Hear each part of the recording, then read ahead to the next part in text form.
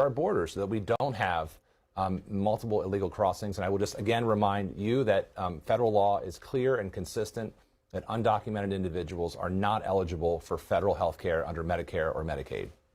Donna in Ohio, line for Democrats. Good morning. Donna, are you there? Yes, I'm here. Go right ahead. You're on with Representative Olszewski. Okay. Good morning. Good morning, Speaker. You know he's not the Speaker. What did I say? That's okay. Go right ahead. Representative. Good. Maybe one day, Donna. We never know. Representative Johnson. No, ma'am. This is Representative Johnny Olszewski. Johnny O. Oh, Johnny O, I'm sorry. I am actually watching the wrong program. I'm looking at the Speaker. What were you going to ask the Speaker? Maybe you can ask him anyway. Go ahead, Donna. Okay, this is still the Democratic line, though, right? Yes, go ahead. Okay, got you. So I'm just concerned about one. So here's my issue. It's been a long time since Obama's been gone out of office, right? And so it's funny to me how it's just sad how the labels in this country has really gotten us so far down. My question is, could you please tell somebody to stop calling this Obamacare and call it the act that it is, the ACA? The Obamacare, it's like we just continue to just constantly label in this country, which is a big problem. All right. What do you think? I think we label far too much in this country. And so I think your point is actually valid. And my criticisms, for example, of the big ugly bill have been hurled at the contents of the bill. And I really think that we need to tone the temperature down in D.C. in terms of the name calling and the personal vitriol that we've seen far too much in our nation's capital. And I think that the insistence on Obamacare is one of those many examples. And so I welcome the point. I think it's true far too often in many other cases. And I'm hopeful that I can be part of a new generation of leaders here in D.C. that turns the tide and changes that. Denise in Ohio, line for Independence. Good morning, Denise. Good morning, and thank you for taking my call. I'm a disabled vet that actually retired federal service after 40 years of combined service. So I've had my share of shutdowns from being a non-essential, well, actually being a soldier, being non-essential, essential, working in capital funds. And I wonder why Congress is still getting paid when they're really not doing their job, pulling together, being bipartisan, and actually coming up with solutions for health care.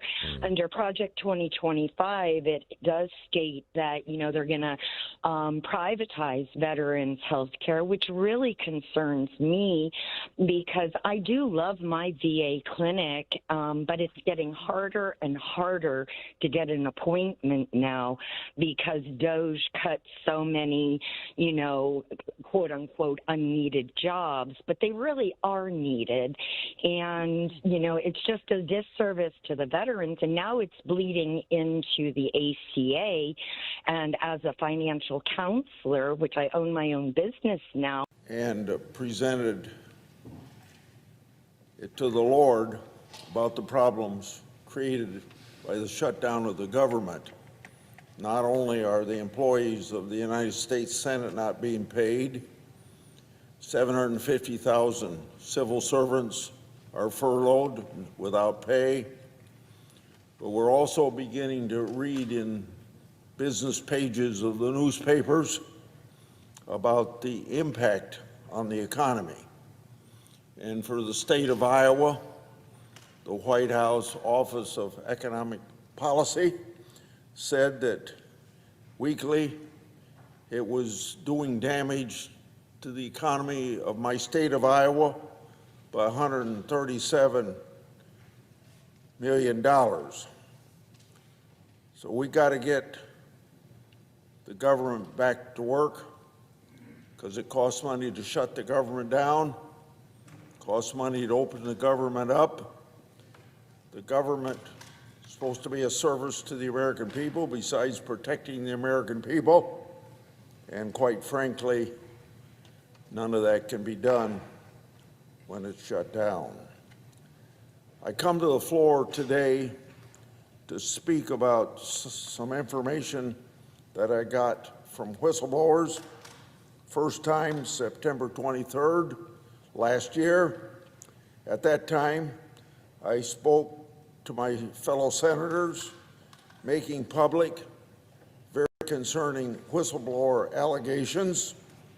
The whistleblower alleged to my office that the Postal Service, which is an independent government agency, had hired registered sex offenders as mail carriers.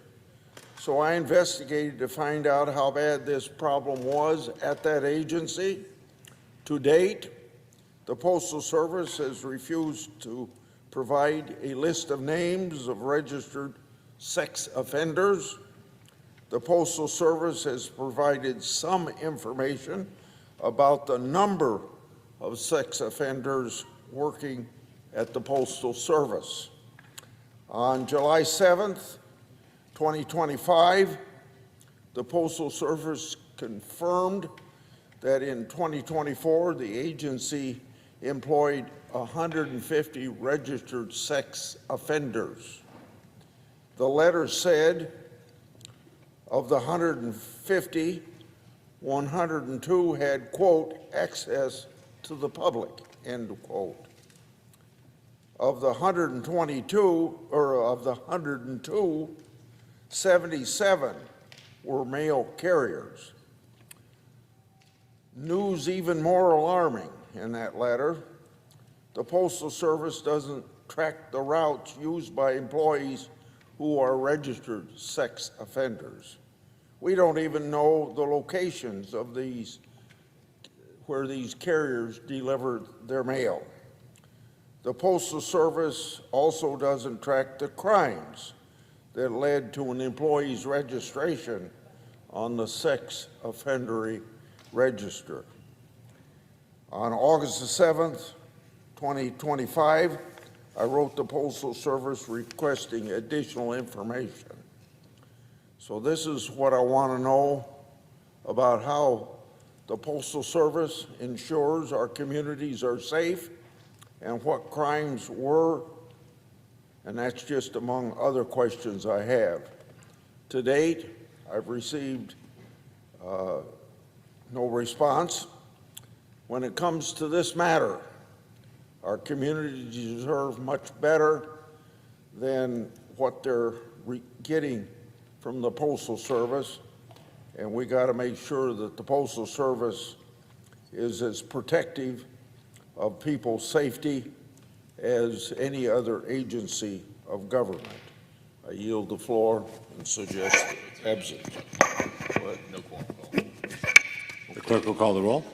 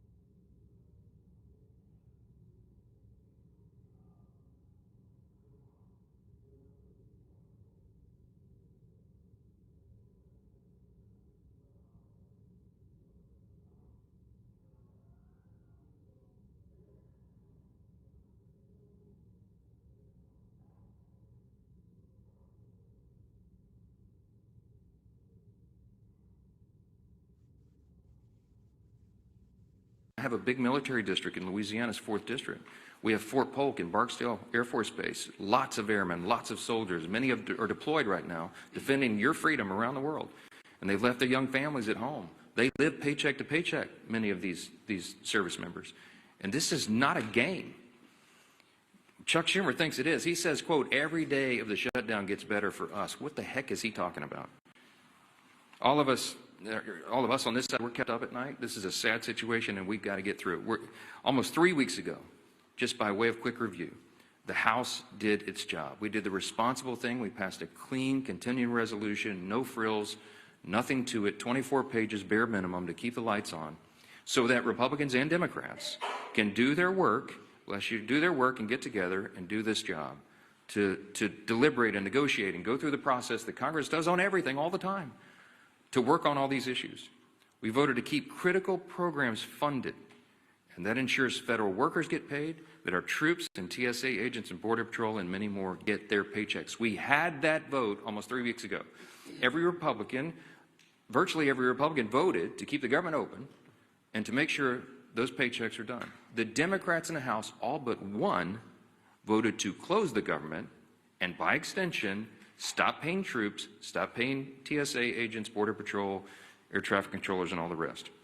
We've done our job, and the Democrats need to do theirs now. That ball has been sent to the other court. That is the place where it lands right now. 6 times, I remind you, they voted to shut it down. We need 5 Democrats to break ranks. We need 5 of them to wake up and come to their senses and do the right thing for the American people. How long are they going to allow this pain to be sustained? I talked with the president last night. He called me after the peace deal was done, and he and I both lament, we all do, this terrible situation that we're in. While we're working to do all these positive things for the people and even settle conflicts around the world, the Democrats are playing games. It's political theater to them. They've reduced Americans' pain to a political prop. I'll just say this briefly. I'm going to let the other leaders speak here, but just a few things that you've seen. While we're doing all this work, we're working around the clock to deliver on all these things I've just listed. Democrats are playing games. They film themselves wandering the Capitol, beating on doors and posting flyers and pretending to look for their colleagues. They hosted a live stream. Oh, it's so embarrassing. The House Democrats hosted this live stream where they ate candy and told terrible jokes to each other. They had an audience smaller than this room for the whole country. The leader of the Democrat Party is bragging about the cost that this is being borne by the American people. And just yesterday, I had 2 Democrat senators come over and stage a failed publicity stunt outside my office. I heard about it, walked out and confronted them and set them right on the truth. They came to this side of the Capitol to try to put on a little political show for their online audience, and then they walked right back over there and voted for the 6th time to keep the government shut down. Give me a break. Democrats seem to be doing everything except the one thing that Americans desperately need and deserve, and that's passing our clean CR to get the government operating again. That's all we're asking of them. Stop the political stunts. Stop the madness. Stop saying that you're enjoying inflicting pain on the American people, for goodness sakes, and pass the clean CR in the shutdown today.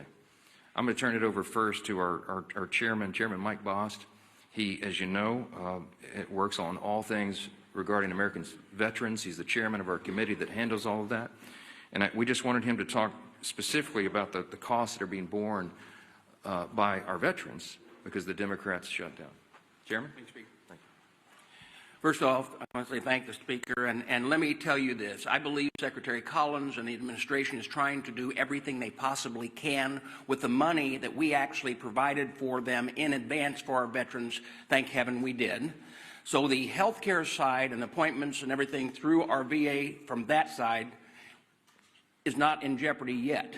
But let me tell you the areas are and the concerns we have. In the CR that we pushed over 3 weeks ago now, we actually had extenders for certain programs that are vitally important, like the Fox Grant, which provides mental health, in contracted mental health for many of our veterans. The suicides continue to have 17 a day. We also have things that we pushed over as far as the concerns we're dealing with continuing education. Continuing education is starting to fall by the wayside.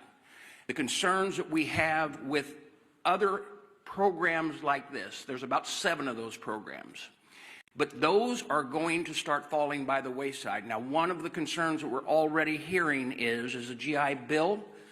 Right now, we're hearing rumors that as many as half of the people that have a GI Bill are not receiving GI Bill payments to their universities, and therefore, when they get on the line to try to call to make sure that their education will continue and it'll be paid for, to try to straighten it out, there's no one there to answer the phones. That is a concern. Day to day, our veterans are trying to make ends meet. Day to day, they're trying to hold on to their benefits. And day to day, they keep hearing these concerns, and they're going to continue to get worse. As a veteran, and as someone who tries to provide for them, the fear that I have for them is as this goes on, it will only get worse. It's not a game. It affects real people's lives. Another program that's out there that is concerning is those that might be needing home health care. Those are private providers. Now, like I said, Secretary Collins is trying to shift things around, but the authorization language expired on the 1st of October. Folks, this is not a game. It's very, very serious. And let me tell you this as well. As I watch us coming up on the deadline on the 15th, that the first time that our not only our veterans in dealing with this, but our military personnel, our young enlisted that may have spouses and children that are making it payday to payday, are all of a sudden trying to figure out, I'm living payday to payday, but I'm going to get no pay due. Let me tell you, that's personal to me. That's who I was. When I joined the United States Marine Corps, I was 18 years old and turned 19 in boot camp, got married out of boot camp, had a child. And for a short period of time, it was during the Carter administration, and we were living payday to payday. And when you saw no pay due, not everybody's got a parent that they can call. And you don't have a credit rating where you can actually call a banker. And you know what? Rent's still due. Food's still got to be put on the table. And for someone to say, hey, you know what? It's getting better for us every day. It's not getting better for them every day. And they are the people that are standing on the front line to keep this freedom of this nation in place. We are going to continue to do our job. We did our job. We sent it to the Senate. All of these things that I talked about were in that continuing resolution. And we made sure from our part at the VA committee that they were. It is time that the Democrats quit playing games with those people who they claim that they're all for, our veterans and those who serve this nation. Thank you. Well, thank you, Mr. Chairman, and it just shows you the real cost of a government shutdown that Chuck Schumer's imposed on the country. We hear over and over these stories, and we're hearing more of them every day now that we're in the 8th day of this shutdown. The pain that is being inflicted on real people. I did a town hall meeting last night. We had thousands of people on the call, and a number of people talked about the problems they're experiencing, seniors that want to make sure their Social Security checks are going to be delivered. Obviously, families of military personnel, we know those stories. We hear those stories. And what does Chuck Schumer say? You know, I read you the quote yesterday of a senator just a few days ago who said, quote, "The point of this shutdown is not just suffering for suffering's sake, but to make a point." That was a different senator. And then yesterday, Chuck Schumer, of course, says, quote, "Every day this gets better for us." And so you've got to ask yourself, if you're Chuck Schumer, and a good day for you is defined by how much suffering you can impose on other people, including our men and women in uniform, maybe you need to look in the mirror and check yourself at the door and wonder what it is you're up here trying to accomplish. Is that really why Chuck Schumer ran for office? To inflict pain on other people so that he can have a good day, a better day for himself. When that is your measuring stick for a good day, is how much pain you're inflicting on other American families, you have lost your way. And yet they vote over and over again to keep the government shut down. While trying to talk about other issues, we can be talking about those other issues without inflicting pain on people. We can be debating our differences, as President Trump said he wants to do. by opening the government back up again. And by the way, once we get the government back open again, if Democrats ever come to their senses, we still have a lot of differences to resolve. Those differences don't just get resolved tomorrow. November 21st gets closer every single day, too. And then they're going to try to hold the American people hostage again on that deadline for some other unrelated issue so that they can inflict more pain on the American people. But don't worry, Chuck Schumer will be having a good day if that pain's going to be inflicted on others. Thank goodness we have a president in the Oval Office who continues to stay focused on the job he was elected to do by the American people.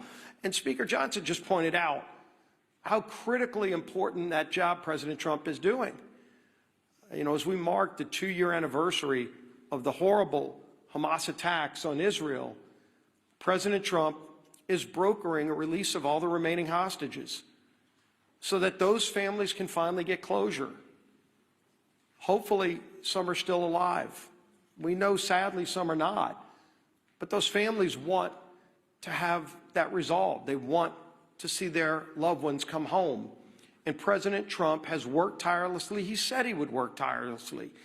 And he continues to deliver for the American people. He continues to lead on the world stage and stand up to the bullies around the world. He continues to fight for American families who are counting on him. And then you look at what he has to fight against.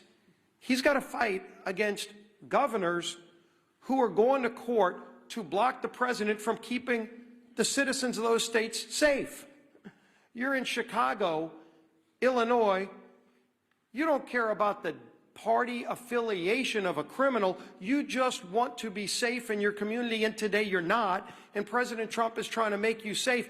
You would think your governor for one day would put aside those petty differences and say, well, gee whiz, Mr. President, finally we agree on something. But no, the Democrat Party has made a decision.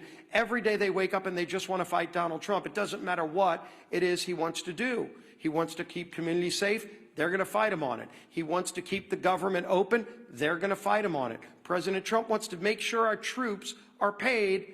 Chuck Schumer wants to fight him on it and talk about how good of a day it is for Chuck Schumer.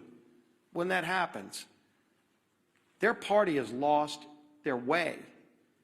And it's not too late to come back. And so there will be other votes. Hopefully, we get 5 more Democrat senators that come to their senses and stop inflicting this pain on the American people. It's causing real harm on families. And hopefully, they stop worrying about what that measuring stick is that says they have a good day only when the American people are having a bad day. Stop inflicting pain on the American people, Chuck Schumer, and open the government up. End this madness. Our whip, Tom Emmer.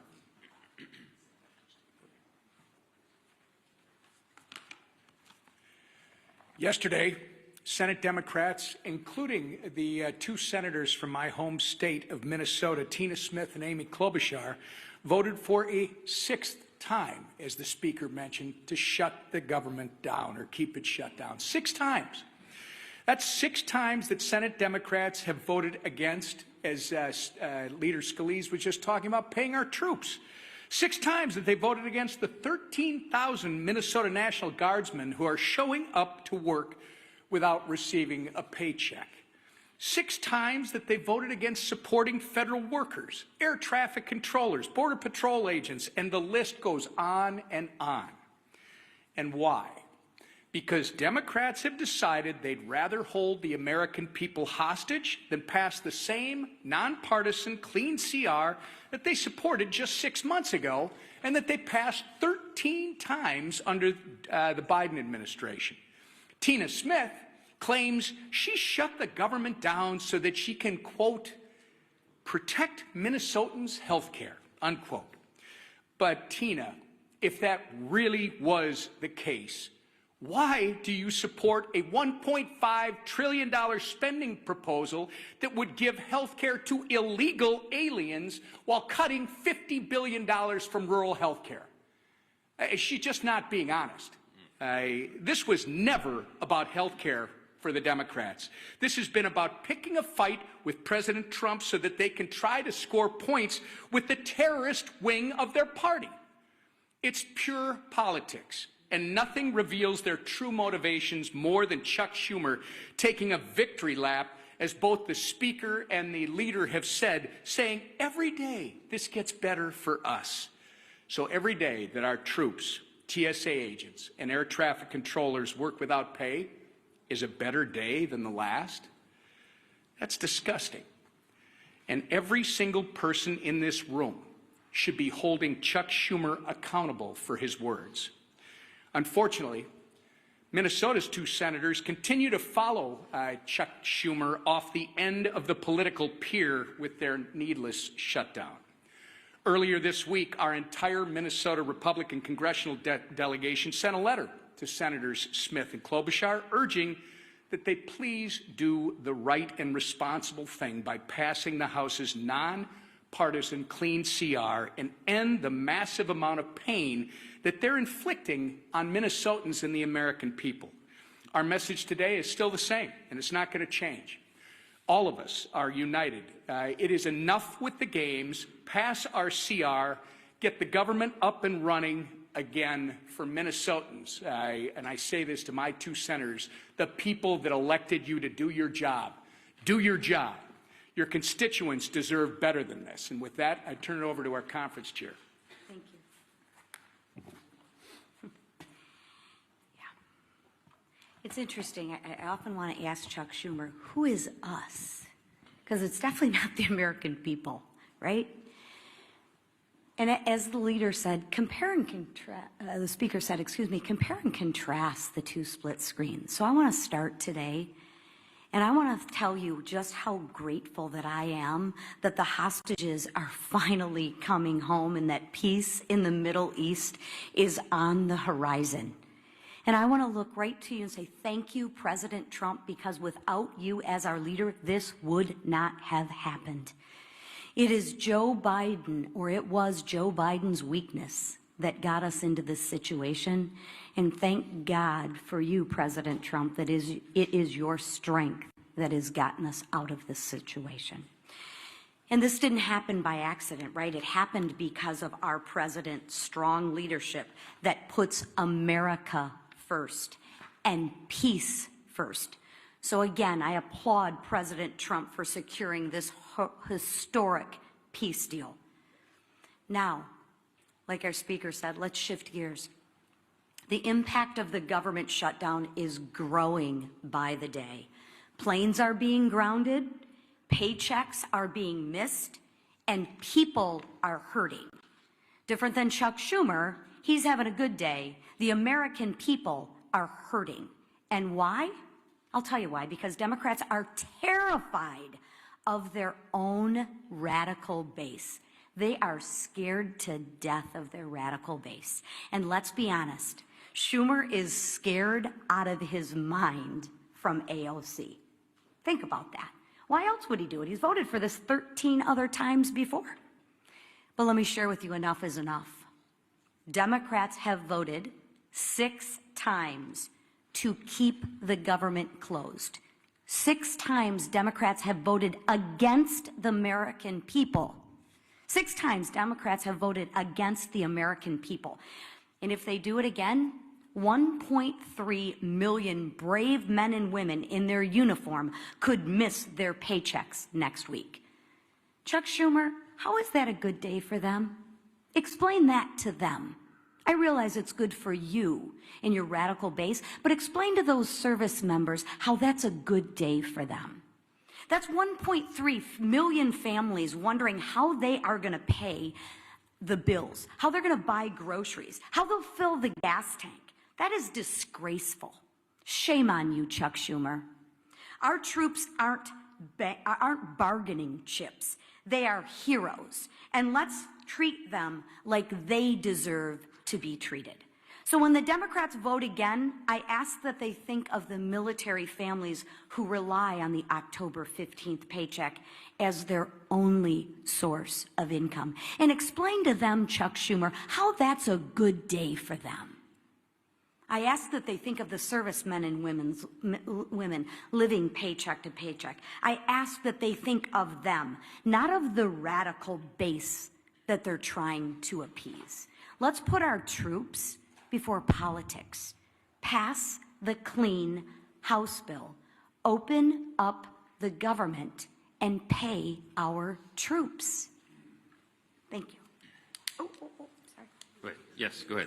I understand this is a heavy situation, this shutdown. Both parties think that they have the right goal and they're trying to strategize their way there. But why not put politics aside and shutdown strategizing aside to pass a standalone bill to pay the military? You mentioned that military mom that was on C-SPAN this morning. Do you ever think that this is lives and not politics, and the shutdown posturing can be put aside? I'm so glad you asked the question. We're not pursuing a political strategy.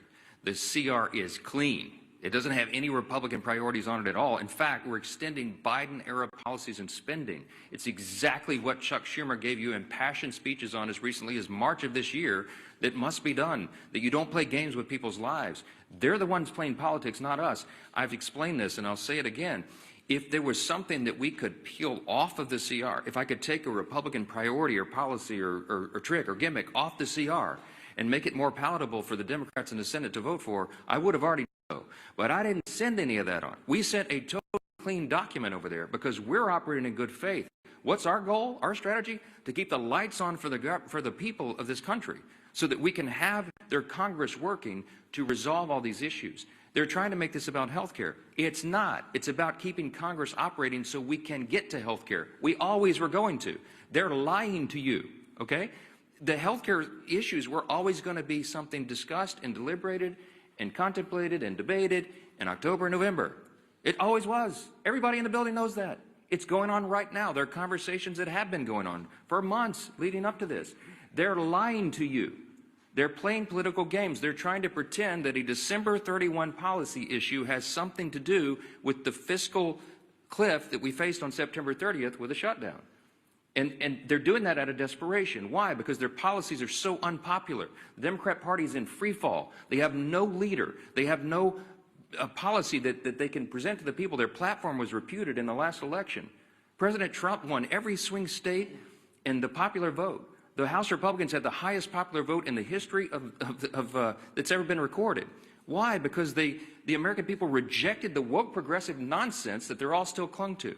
So they don't have anything. I mentioned yesterday, they just had a poll. The Democrat Party has the lowest approval rating of any time since polling began.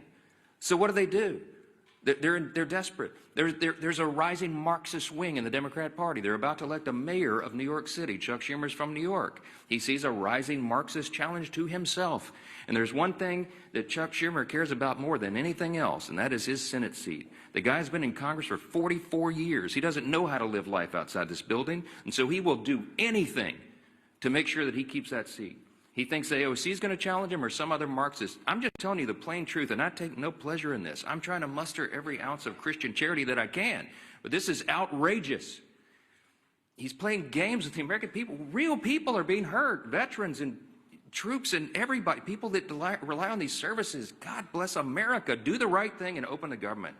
Yes, yeah. If the goal is to keep the lights on and to protect these veterans and service members who are being hurt, why not put a standalone military pay bill on the table? We have already voted to pay the troops. We did it 3 weeks ago. We put that bill on the floor, and the Republicans voted to pay the troops, TSA agents, Border Patrol, Air Traffic Control, and everybody else.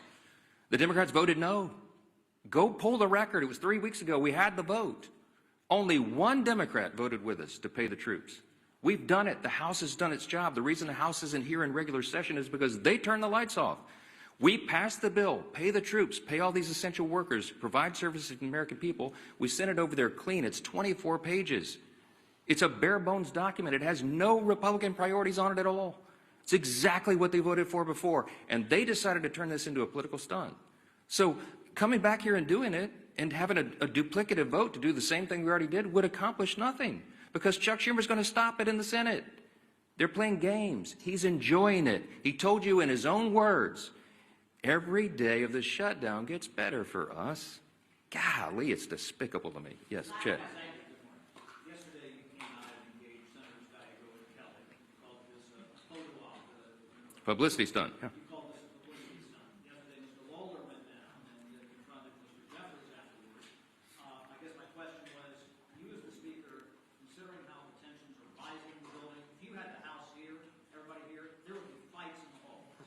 Are you concerned, and is it incumbent upon you as the Speaker to try to lower this temperature? When we see what happened outside your office yesterday, and you engaged with the senators, Mr. Lawler coming downstairs and engaging with Mr. Jeffries, who, you really gave it back to him, but I've not seen that type of confrontation in this building in my 30 years.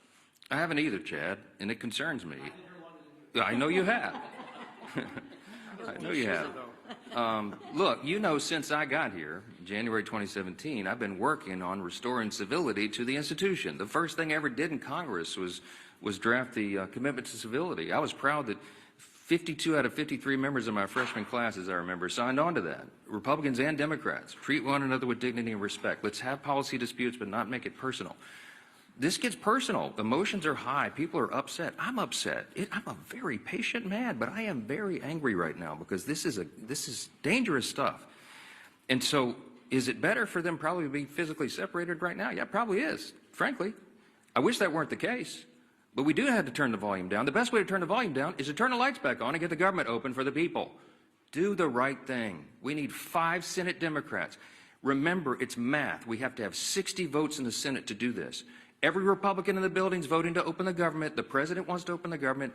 We need a few more Democrats because we only have 53 Republicans in the Senate. We got to have a handful of Democrats to join and do the right thing, and I hope they will. We'll keep you posted, wait for developments, and let's pray this ends soon. Thank you. Is the House in session next week?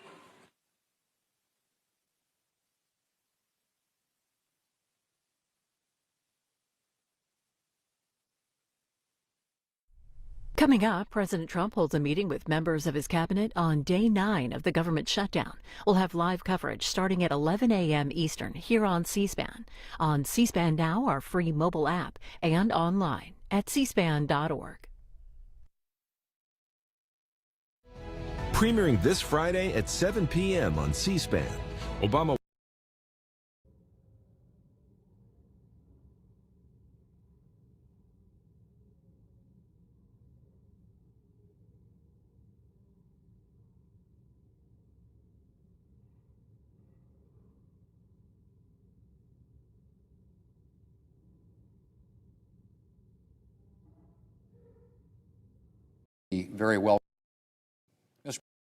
Very welcome news that the first phase of the historic Israel-Gaza peace plan brokered by President Trump and his administration, working with allies and partners in the region, has been agreed to.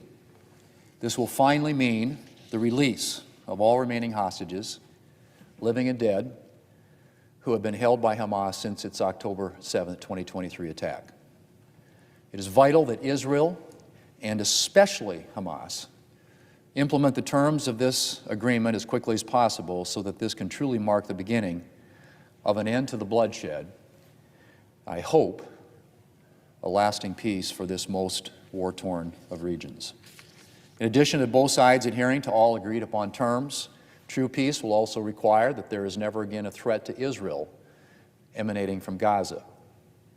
This means that Hamas must disarm and relinquish any role in governance of the Gaza Strip. And I know the President and Secretary Rubio continue to work relentlessly to pursue peace and to make this a reality. Mr. President, I am grateful for this news, and my prayers today are for the successful release of all hostages, the success of this agreement, and the protection of all innocents in harm's way. Mr. President, we are now 9 days into the Democrats' government shutdown. 9 days in which Democrats have had multiple opportunities to support a clean, nonpartisan CR sitting right here at the Senate desk to reopen the government. Something that's been passed by our colleagues in the House of Representatives that has achieved 55 senators, Senate majority, out of 100 senators, 55 senators support this 24-page resolution sitting at the desk, which could open up the government today, because soon as the Senate passes it, the President will sign it into law. And Mr. President, this is the same nonpartisan measure that, as I said, passed the House 3 weeks ago. No partisan riders, no gimmicks, no partisan policies, Republican policies, anything like that.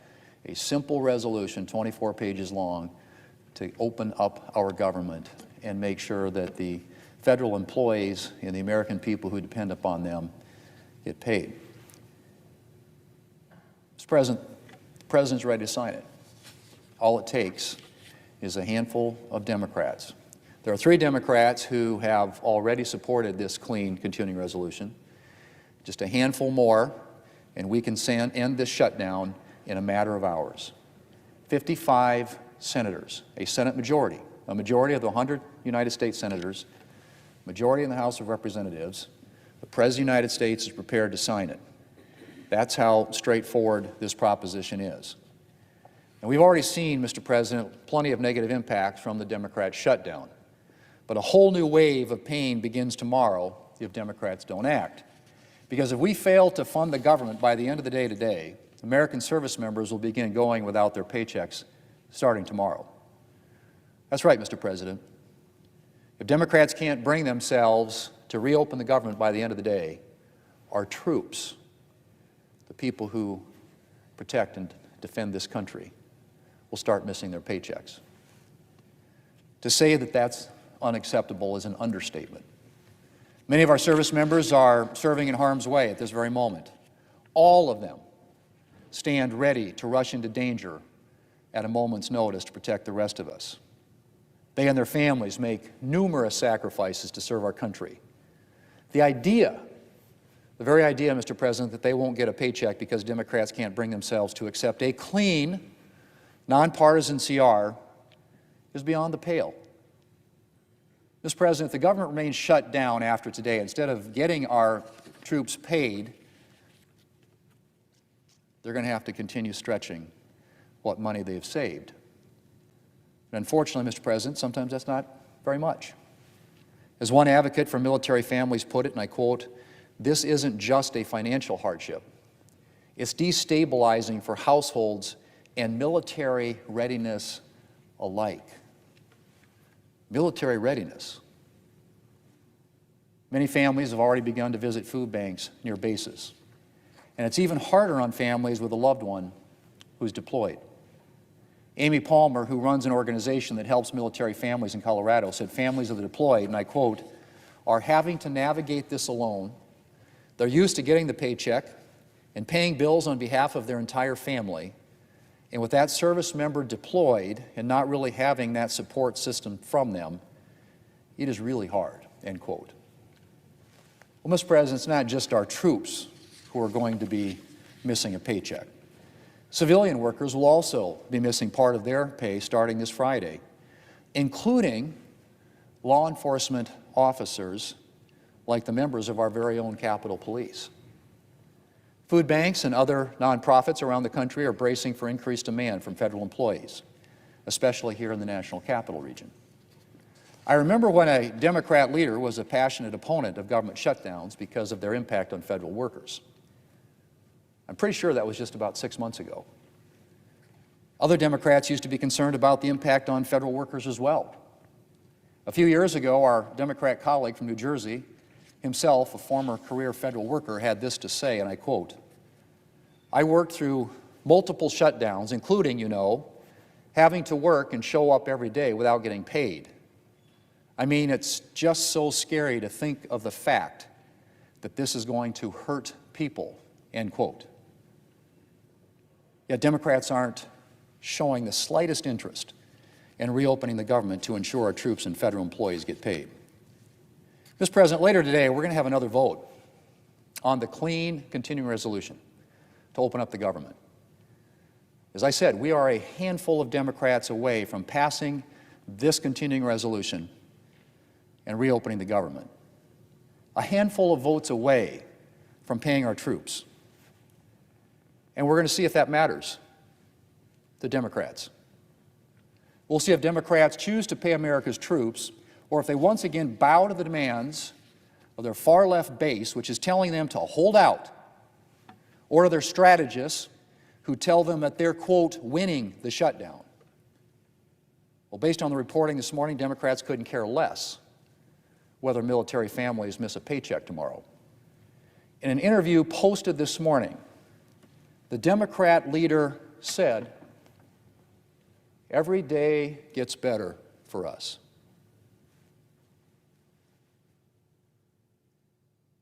Every day gets better for us. Mr. President, this isn't a political game. Democrats might feel that way, but I don't know of anybody else that does. Mr. President, the longer this goes on, the more the American people realize the Democrats own this shutdown. A Morning Consult poll finds that, and I quote, "Voters increasingly blame Democrats for the government shutdown," end quote. In the latest Harvard-Harris poll, 65% of voters think Democrats should reopen the government instead of holding out for their partisan demands. But Democrats are apparently being told to hold the line by their far-left base, and so this shutdown drags on.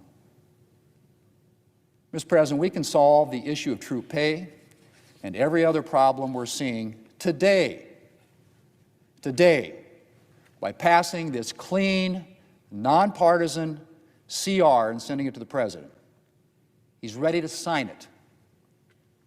If Democrats would only agree, we could reopen the government in just a few hours, literally. Pay our troops, pay our federal workers, and stop this madness and this notion that somehow in this political game, the Democrats believe, according to their leader, that every day gets better for us. That, Mr. President, is not the experience of the American people. It's time to end this shutdown, to reopen this government. Let's pass this CR today. Mr. President, I yield the floor.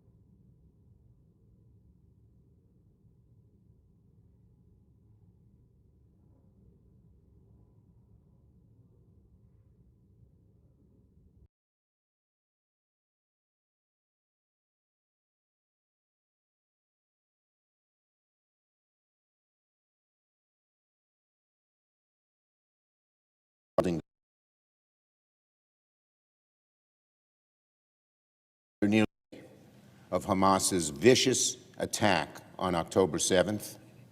After nearly 2 long years of devastating war in Gaza, it appears that a ceasefire and hostage agreement has been reached. If this agreement is implemented, then finally, after 2 years of immense suffering, the hostages could soon be free. There could be a ceasefire, and the victims of this painful conflict can start to rebuild their lives. This brings a huge sigh of relief to the hostage families, to all of Israel, and to Palestinians who have suffered for so long in this horrific humanitarian catastrophe. Now we await details and final acceptance and implementation from all parties of the first phase. And we must begin the even harder work of closing negotiations to end the war, to start building the day after in Gaza without Hamas, to surge humanitarian assistance to Palestinians in Gaza, and to build a lasting peace that ensures security and dignity for Israelis and Palestinians alike. This morning, I hope and pray that all of the hostages are released, including the deceased hostages. I will never give up until all the hostages are home, including the remains of my constituents, Omer Nutra and Itai Chen. I've gotten to know their families well over the last 2 years, and I share their desperation to bring them home for proper burial and closure. The work is not over, but any step to end this nightmare is one that should be celebrated and carefully implemented.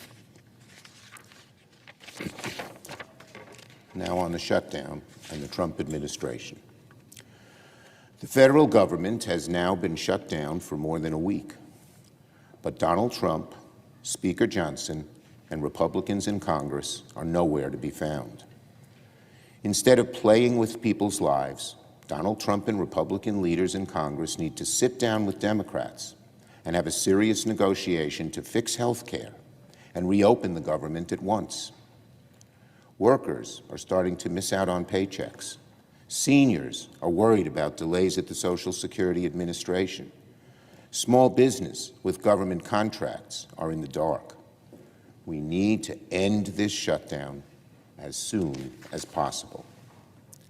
Every day that Republicans refuse to negotiate to end this shutdown, the worse it gets for Americans, and the clearer it becomes who's fighting for them. Each day, our case to fix health care and end the shutdown gets better and better, stronger and stronger, because families are opening their letters, showing how high their premiums will climb if Republicans get their way. They're seeing why this fight matters. It's about protecting their health care, their bank accounts, their futures. But Republicans are absent. The House is literally on vacation. And Donald Trump, meanwhile, continues to play with people's lives and threaten mass layoffs for federal workers.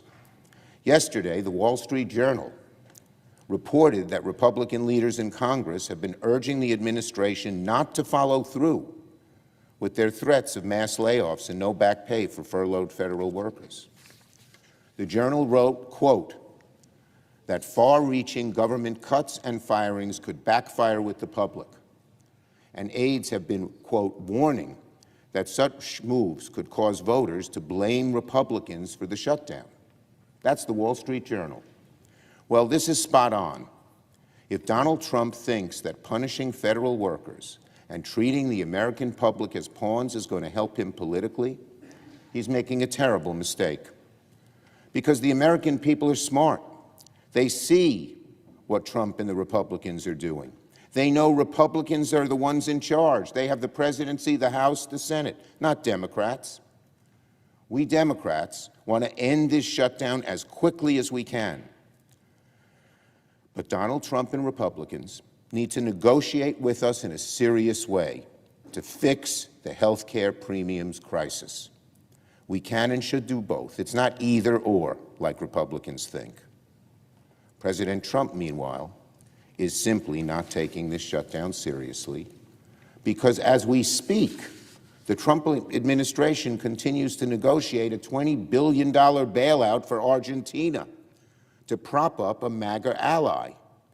Apparently, Donald Trump thinks $20 billion for a MAGA-friendly government in Argentina is fine, but fixing health care premiums here at home is not. Meanwhile, thanks to Trump's bungled trade war with China, American soybean farmers have been shut out of foreign markets and are facing mass bankruptcies. With American farmers cut out, farmers in countries like Argentina are taking advantage, selling record number of soybeans to China. But instead of helping American farms now in the middle of a shutdown, Donald Trump wants to send $20 billion to Argentina to help them compete against American farmers, all while hungry Americans face higher grocery prices and the largest cuts ever to nutrition aid, thanks to Donald Trump and the Republicans' big ugly bill. It's utter lunacy.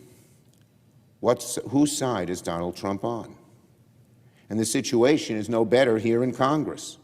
In the middle of a shutdown crisis, Speaker Johnson has shut the lights off to the halls of Congress. We Democrats have made clear that Republicans need to engage with us in serious negotiation to end this destructive shutdown and fix health care premiums as soon as we can. But Speaker Johnson has sent the House on vacation. He has sent members home now for 3 weeks, and it sounds like he'll keep them away for at least another week more. The House of Representatives has not held a vote, a single vote, since September 19th, 20 days ago. In fact, Mr. President, would you care to guess how many days the House has been in town since the end of July? 12 days. That's it. Since the summer, the House of Representatives has held votes for only 12 days. If you're someone who works 2 jobs, or works weekends or overtime to make ends meet, what on earth are you supposed to think, when House Republicans can't even be bothered to show up to reopen the government? House Republicans are not working and getting paid, and they're asking the American people House Republicans are getting paid and not working, and they're asking federal workers to work and not get paid. If your electricity prices are skyrocketing, if your premiums are going up by thousands of dollars, if you're getting charged more for a cup of coffee or your groceries, and you see Republicans on vacation for 3 weeks straight, that's basically a middle finger to hardworking Americans. And let's be clear, the Speaker's dig in at all costs approach is not sitting well with some members of his own party. Yesterday, Marjorie Taylor Greene said the following, quote, "The House has so much work to do. Why aren't we coming back in session? We could be doing appropriations, passing important bills, and more." Representative Massey of Kentucky tweeted something similar. "The government is shut down, but the House refuses to go back in session. Why are we in recess?" said Republican Massey. "Because the day we go back into session, I have 218 votes for the discharge petition to force a vote on releasing the Epstein files." Representative Kevin Kiley of California, Republican, meanwhile posted this: "The Speaker shouldn't even think about canceling session for a 3rd straight week."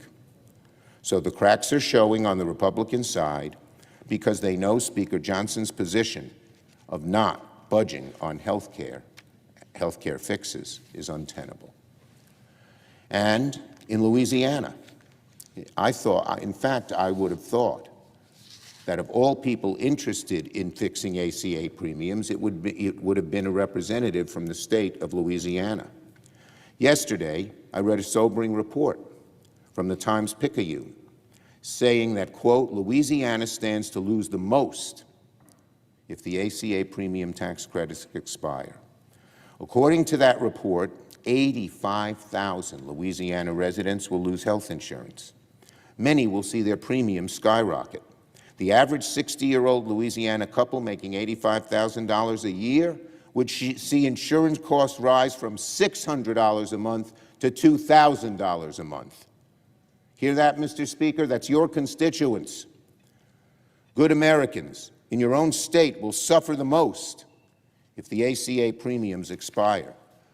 People will go bankrupt. People will get sick. People will die, all because the Speaker chose to keep the House on vacation rather than come to work and negotiate with Democrats to fix this health care crisis and end their Trump shutdown. Shameful.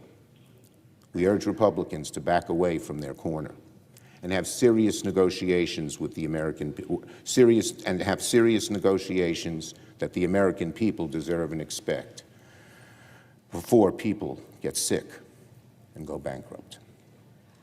Now, finally, on a different, more somber but grateful note, last month the Senate lost a beloved member of our family, Kevin McDonald.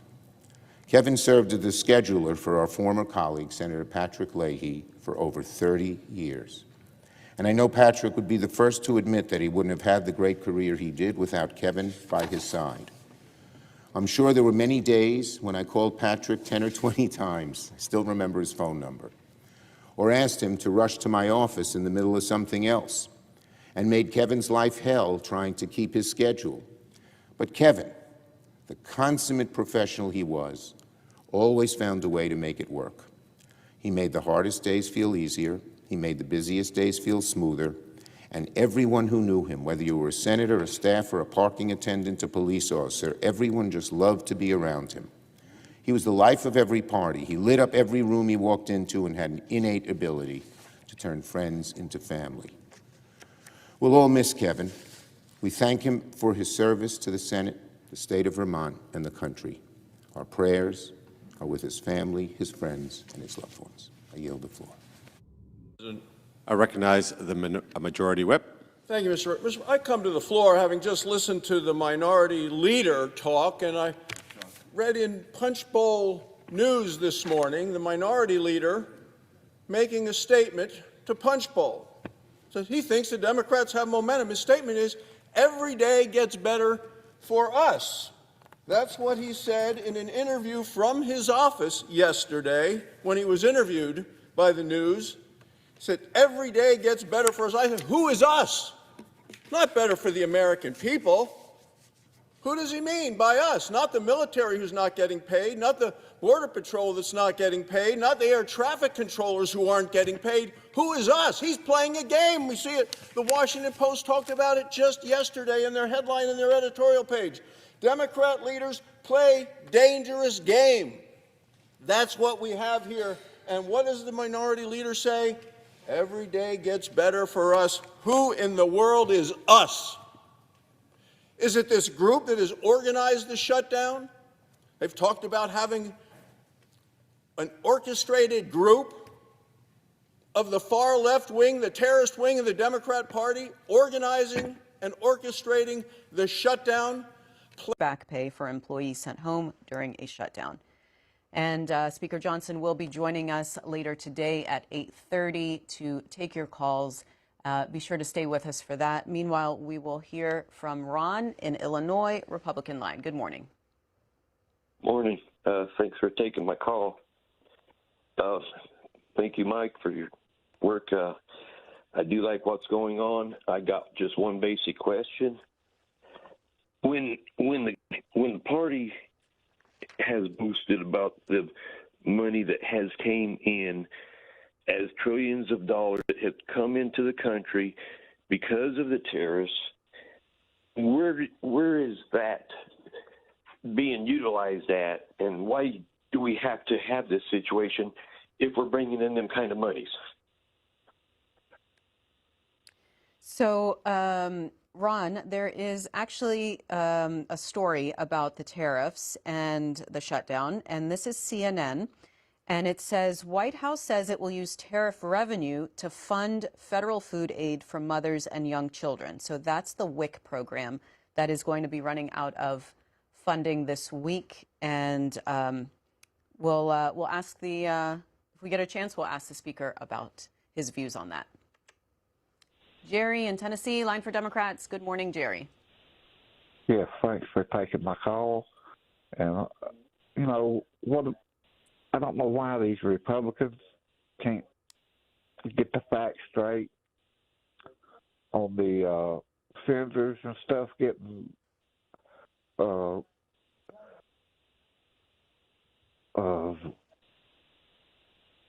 phone tapped and stuff.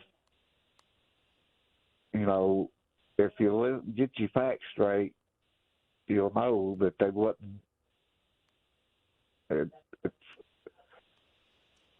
They had a meeting on that stuff, and hearing, and said, all right. Yes. All right, Jerry, and this is PolitiFact on that. Quoting J.D. Vance on September 28th, saying, Democrats are threatening to shut down the entire government because they want to give hundreds of billions of dollars of health care benefits to illegal aliens. It has been rated as false by PolitiFact. It says that immigrants in the U.S. illegally are generally ineligible for federally funded health care programs such as Medicare and Medicaid and subsidized private insurance through the ACA. Democrats' funding proposal would restore access to Medicaid and the Affordable Care Act marketplace for legal immigrants who will lose access once certain provisions of the Republicans' tax and spending law take effect. In the next hour, perhaps between now and and the first vote, which I believe begins in about 30 minutes. We simply cannot delay this process any longer. Let me make it clear. If we do not bring this to the floor today, this matter will not have time for deliberation on the Senate floor, and we'll have to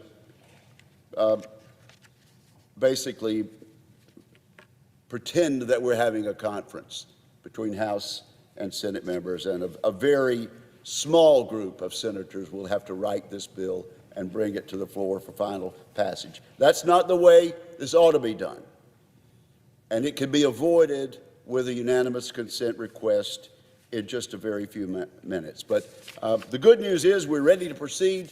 The good news is the committee is united, 26-1, and my ranking member and I are ready to proceed. We simply need a Democrat leader to come down here and agree to unanimous consent. And I yield the floor.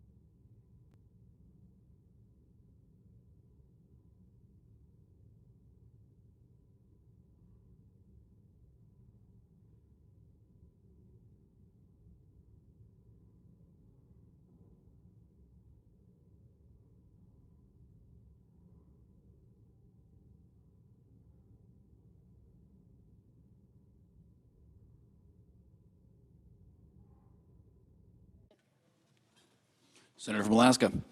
Mr. President, before I begin my remarks, I would ask unanimous consent that privileges of the floor be granted to my congressional fellows and interns for the remainder of this Congress. They are Mary Horton, Kathleen Song, Valerie Hines, and Michael Noddy. Without objection. Mr. President, we've all talked about what the primary goal is right now in the Senate. It is to reopen the federal government, but that's not all we need to reopen right now. As we focus on ending this shutdown, I've come to speak in support of a disapproval resolution that is now pending. This is HJR 106. This is the companion to the resolution that Senator Sullivan and I have introduced to reopen the Central Yukon Resource Management Plan after the BLM finalized it over our objection last fall. So the formal name of this rule is the Central Yukon Record of Decision and Approved Resource Management Plan.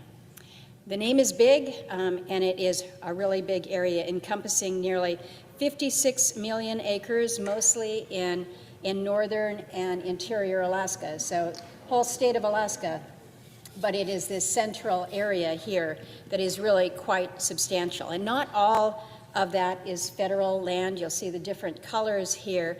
In fact, most of it is not. This RMP is only supposed to affect 13.3 million acres managed by BLM. Now, that is still a lot of land. To kind of put it into perspective, it's more than twice the total acreage of Maryland, Massachusetts, New Jersey, Hampshire, and Vermont. So that's what you're looking at here within this region. So we do need an RMP, a resource management plan, to guide management of the central Yukon's federal acres. This plan is meant to replace older regimes that were put in place back in 1981, 1986, and 1991, as well as some lands that are unplanned. So this is a big undertaking. It's been going on for a long time, started back in 2013, 12 years ago, costing taxpayers millions of dollars to complete. I didn't want to have to overturn this RMP because I really do respect much of the work that was done, certainly the people who worked really hard to do it. And I also recognize that some Alaskans support pieces of last year's final plan and are concerned that their input could be lost if it is reopened. But the problem that we've got here, and why we're taking this resolution up today, is that the Biden administration, which was in office during the last few years of this 12-year process, really has left us with no choice here. They lost sight of the need for balanced management. They dropped any pretense of it from the final plan. So despite objections from me, from Senator Sullivan, the state of Alaska, many Alaska stakeholders, BLM kind of plowed ahead and they finalized a plan that overwhelmingly prioritizes conservation but fails to reflect the principle of multiple use that is required with our public lands, and fails to honor the explicit requirements of federal law. There are some very significant issues within this plan. There are further deficiencies based on what BLM pledged to do and then refused to do. And that combination is what caused us to file this resolution and to seek a more balanced plan going forward. So, going through those problems in a little bit greater detail. I expect that one of the things that you're going to hear today in opposition is that this is unprecedented, that Congress is now overturning 12 years of non-political, legally sound agency work. And Mr. President, if that were true, I wouldn't be standing here in opposition to this. I would be a no on the resolution, but that's not where we are. In December of 2020, in BLM's 8th year of work on this RMP, the agency released a draft plan with a pretty reasonable preferred alternative.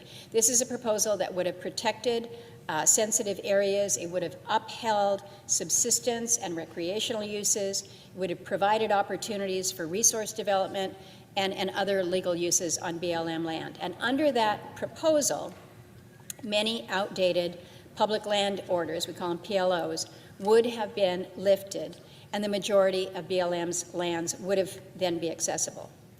But just a few years later, we saw a very different preferred alternative emerge from BLM. This was in the middle of the Biden administration. The final record of decision issued last November is 362 pages long. There are multiple appendices that total another 1,428 pages. So it's 1,800 pages. I can't. This is the stack of the maps and the pages of the final record of decision. 1,800 pages showing these various designations and restrictions.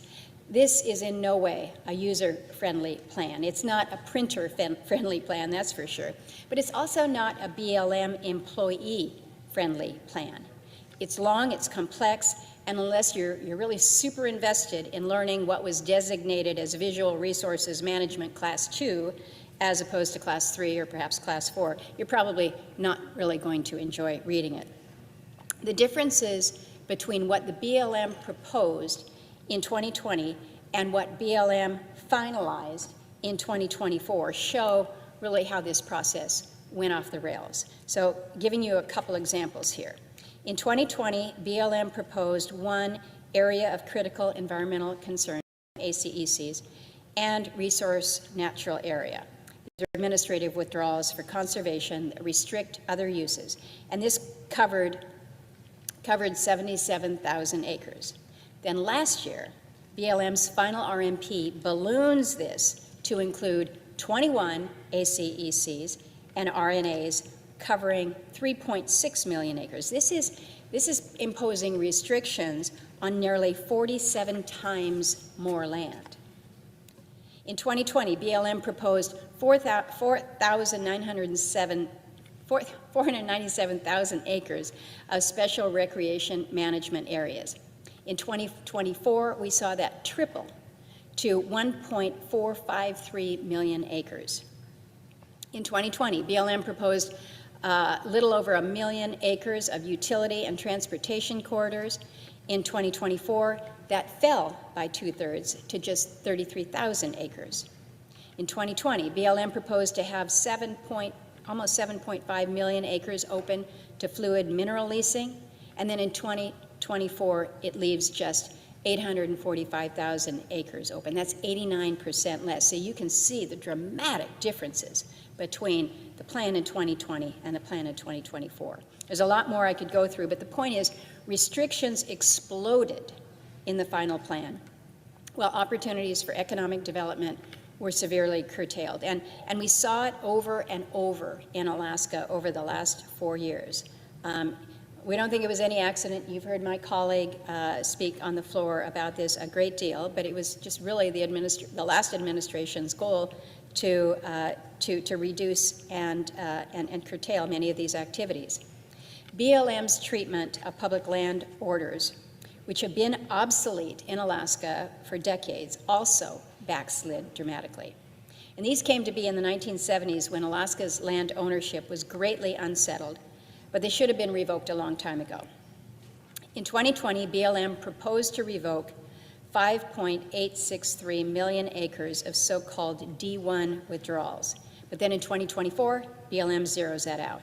And instead, they've only lifted withdrawals for one narrow purpose. It's an important purpose, but it's very narrow, and that's allotments for eligible Alaska-Vietnam veterans, but no others.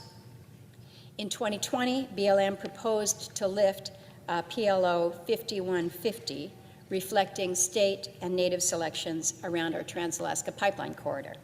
But then in 2024, BLM reverses course, refused to lift a single acre of PLO 5150 within the RMP process. And the problem is that BLM told us, they told me, they told my team, that they would address PLO 5150 through a separate process. They called it a tiered environmental assessment. And they said that that was going to begin immediately after the finalization of the Central Yukon RMP. But they just had to get to that point, and they just needed us to back off so they could. Guess what never happened? The day after the state of Alaska's consistency review period for the Central Yukon RMP ended, BLM canceled its separate process for PLO 5150. It was an absurd decision. BLM spent years telling us that they could only lift public land orders within the RMP process, and then as the Central Yukon RMP nears completion, they then tell us that they could only lift one of the most visible PLOs in Alaska outside of it. And then as soon as we reach that point, they break their promise, immediately pulling the whole thing down.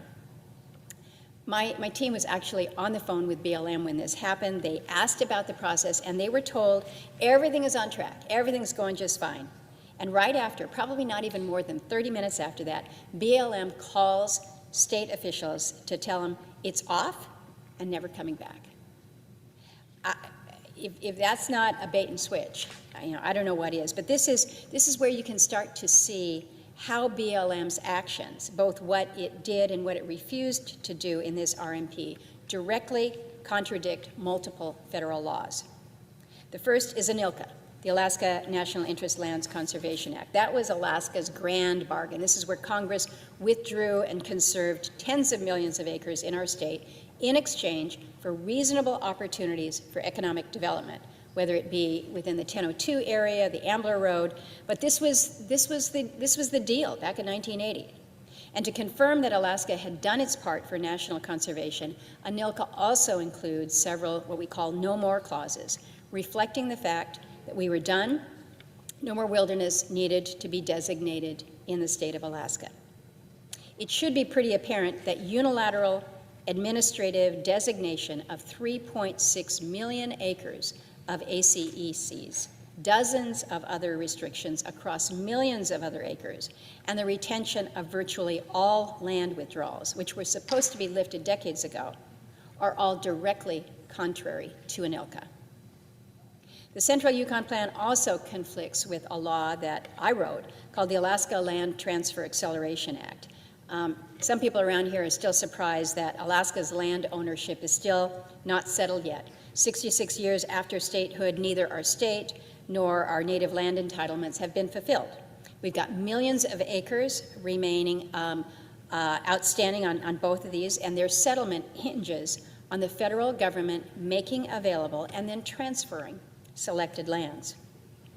Congress agreed to enact my Alaska Land Transfer Acceleration Act back in 2004, and we set this goal that our land entitlements would be complete by 2009. That was the 50th anniversary of statehood. Well, that didn't happen, but some good did come from it. BLM surveyed its land withdrawals in Alaska, and then in 2006, there was a report to Congress that recommended that 95% of them, covering 152 million acres, could be lifted consistent with the protection of the public's interest. And the only caveat here was that BLM preferred to lift its orders through its land planning process. So we worked with them. We pushed to make that happen. We've appropriated funding to make it happen. But when BLM undertakes a new RMP and decides that not a single acre of a single PLO can be lifted across 13.3 million acres for any other purpose other than native allotments, you're going to see patience run out. And it turns to frustration, it turns to opposition, and it takes us to where we are today, which is congressional disapproval of a resource management plan. Now, I would also point out that the Central Yukon RMP conflicts with ANCSA, or the Alaska Native Claims Settlement Act. The regional ANC in the Central Yukon area, Doyon, has rightly pointed out that BLM's actions in this RMP would make it difficult, if not impossible, to utilize its lands for the benefit of its people in line with congressional intent. In a letter to Alaska's congressional delegation, Doyon explained how BLM's restrictive land designations will, quote, complicate access to and use of Doyon lands and potentially prevent Doyon from fully realizing the economic and other benefits that Congress intended it would enjoy as a result of ANCSA's settlement of Aboriginal claims. So, Mr. President, I'd ask that unanimous consent that the letter be included as part of the congressional record immediately following my remarks. Without objection. And, Mr. President, we also received a letter of support for this resolution from the North Slope Trilateral, which includes the Inupiat community of the Arctic Slope, the North Slope Borough, and the Arctic Slope Regional Corporation, ASRC. And their letter lays out in a series of fundamental flaws within the final Central Yukon Plan, including its failure to account for North Slope priorities, the impact that it would have on native lands, the barriers it creates to cooperative land management, the restrictions it imposes to foreclose the production of rare earth elements and other resources, as well as the lack of consultation with Alaska natives who live on the North Slope during its development. As the Trilateral writes, quote, the result is a plan that ignores congressional intent under both ANCSA and ANILCA, disregards the economic needs of North Slope communities, and creates unnecessary obstacles to infrastructure, energy, and community health across northern Alaska.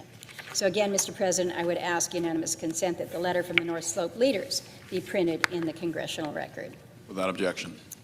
So, Mr. President, the sad part is that what these Alaskans are pointing to, restrictions that encumber access to lands and opportunities, was largely the point of BLM's final RMP. And that, again, points to why we're here to disapprove this plan. Now, I should point out that there's a big misunderstanding about the effects of this resolution. There's been some false claims out there. I think there's been some kind of sloppy reporting of them. But when the House passed this resolution, we saw over and over again in different articles that somehow or other that passage of that resolution had approved the Ambler Access Project, which is not the case. That project has been in permitting for a decade, and then just on Monday, President Trump issued a determination reapproving it, which we appreciate, but nothing in this disapproval resolution approves that project. So that's just misinformation out there. But what is true is that over the course of decades, Congress has ceded a lot of authority on federal land management to the executive branch. We trust them to follow the laws that we've made, find a balance between competing uses and priorities. And we know it's not an easy job, especially in a state where you have more than 223 million federal acres. But when the agencies lose sight of that, it's our job here, it's our responsibility to rein them in, and that's what we're doing. We're reminding BLM that these are public lands that are generally available for multiple use, not exclusively conserved lands with layer after layer of administrative restrictions heaped onto them. Before I end here, I'd like to briefly discuss what comes next if we're able to pass this disapproval resolution. It should be very clear.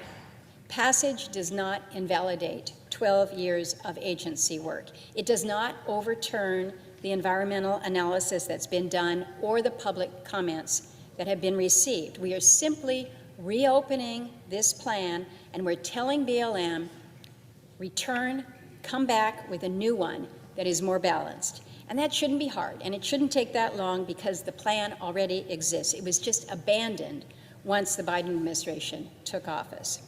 For 8 years, BLM was on the right track in this process. It has a ready-made plan in the form of its preferred alternative from 2020. The record of decision from last year even acknowledges that the 2020 preferred alternative features a, quote, blend of resource protection and resource development.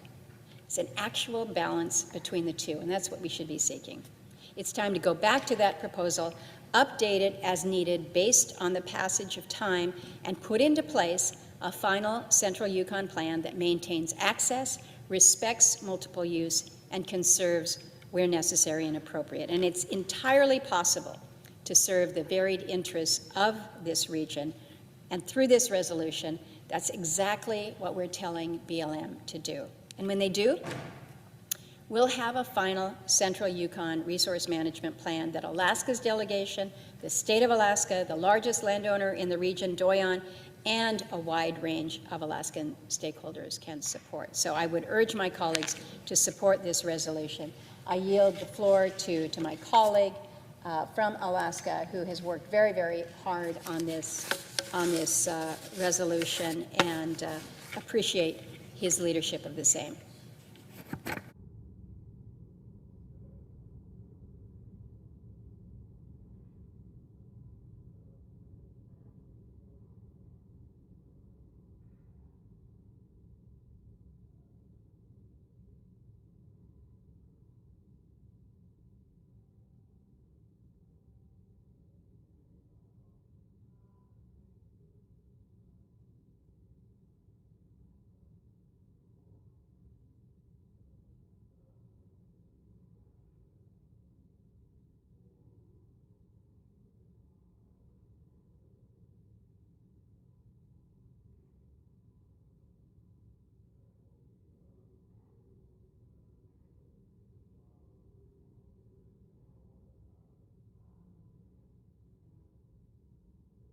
Mr. President. The other senator from Alaska. Mr. President, I ask unanimous consent to speak for up to 15 minutes prior to the scheduled roll call vote. Without and I ask objection. unanimous consent to waive the mandatory quorum calls with respect to cloture on the motions to proceed to calendar 167, Senate 2882, and calendar 168, HR 5371. Without objection.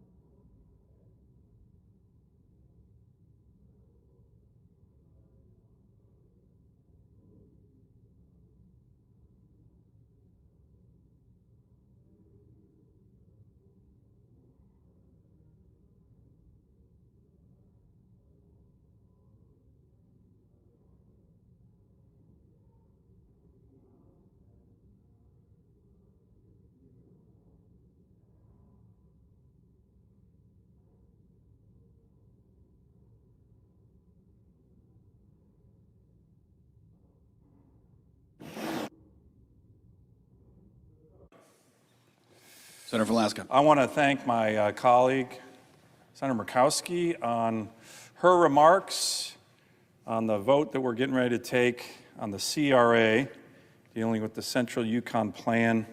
And I'm going to be a little bit briefer since she covered a lot of material and did a great job doing it. But I want to give my colleagues just a little sense of, these are the elements of why this plan, quote, plan, needs to be repealed by the U.S. Senate in part of a CRA. By the way, Mr. President, this is going to continue in the vein of what we did with your great state, Montana, and North Dakota, the last 2 days on the Senate floor with these CRAs. And what's going on here? Well, we all know what's going on here, both with regard to Montana and with regard to North Dakota, and of course with regard to Alaska. The previous administration came in and said, even though it's probably illegal, we're going to try and lock up these states because we don't want resource development on these states. Now imagine, Mr. President, Senator Murkowski mentioned the Central Yukon Plan that the Biden administration issued. We didn't want it. Nobody really wanted it in Alaska. It's almost 56 million acres, okay? That's the size of Virginia, Maryland, and Pennsylvania combined. Just that one plan. Gives you a sense of how big my state is. But can you imagine a president of the United States, if you were a Republican, telling the people of Virginia, Maryland, and Pennsylvania that they're going to be saddled with a plan they didn't want to large up large swaths of their land, destroying thousands of jobs, which is what this plan would do? Nobody would accept that. This plan, scheme of the Biden administration disregards local voices, ignores protections guaranteed under federal law, ANCSA and ANILCA, and undermines the ability of Alaska Native corporations who did not want it to access and responsibly develop their lands, which Congress gave them in the Alaska Native Claims Settlement Act in 1971. So these are the key elements of why it's a problem, Mr. President, and it's also part of a long pattern with the Biden administration that I never tire of reminding people. This is the chart we call the last frontier lockup. The last administration issued 70 executive orders and executive actions singularly focused on Alaska. 7-0. I confronted President Biden in the Oval Office respectfully when we were at 48. Here's the list of them, by the way, Mr. President, of the 70. That's each one, 7-0, only against Alaska. And I said, Mr. President, why are you doing this? Why are you going to war with my people? Working families, Americans. You're sanctioning Alaska more than you sanction Iran and Venezuela, and they're terrorist regimes. You know, he didn't know. I don't think he knew what was going on. But it was wrong. In this, by the way, Mr. President, this Central Yukon Management Plan was one of the 70 that we didn't want, that the vast majority of the Native people didn't want. Certainly that the Native Corporation Doyon, most of their land, they didn't want it. So, Mr. President, what we need to do instead, as opposed to locking up Alaska, as I said to President Biden, it's not good for Alaska, sir, but it's also not good for America, is we need to do this.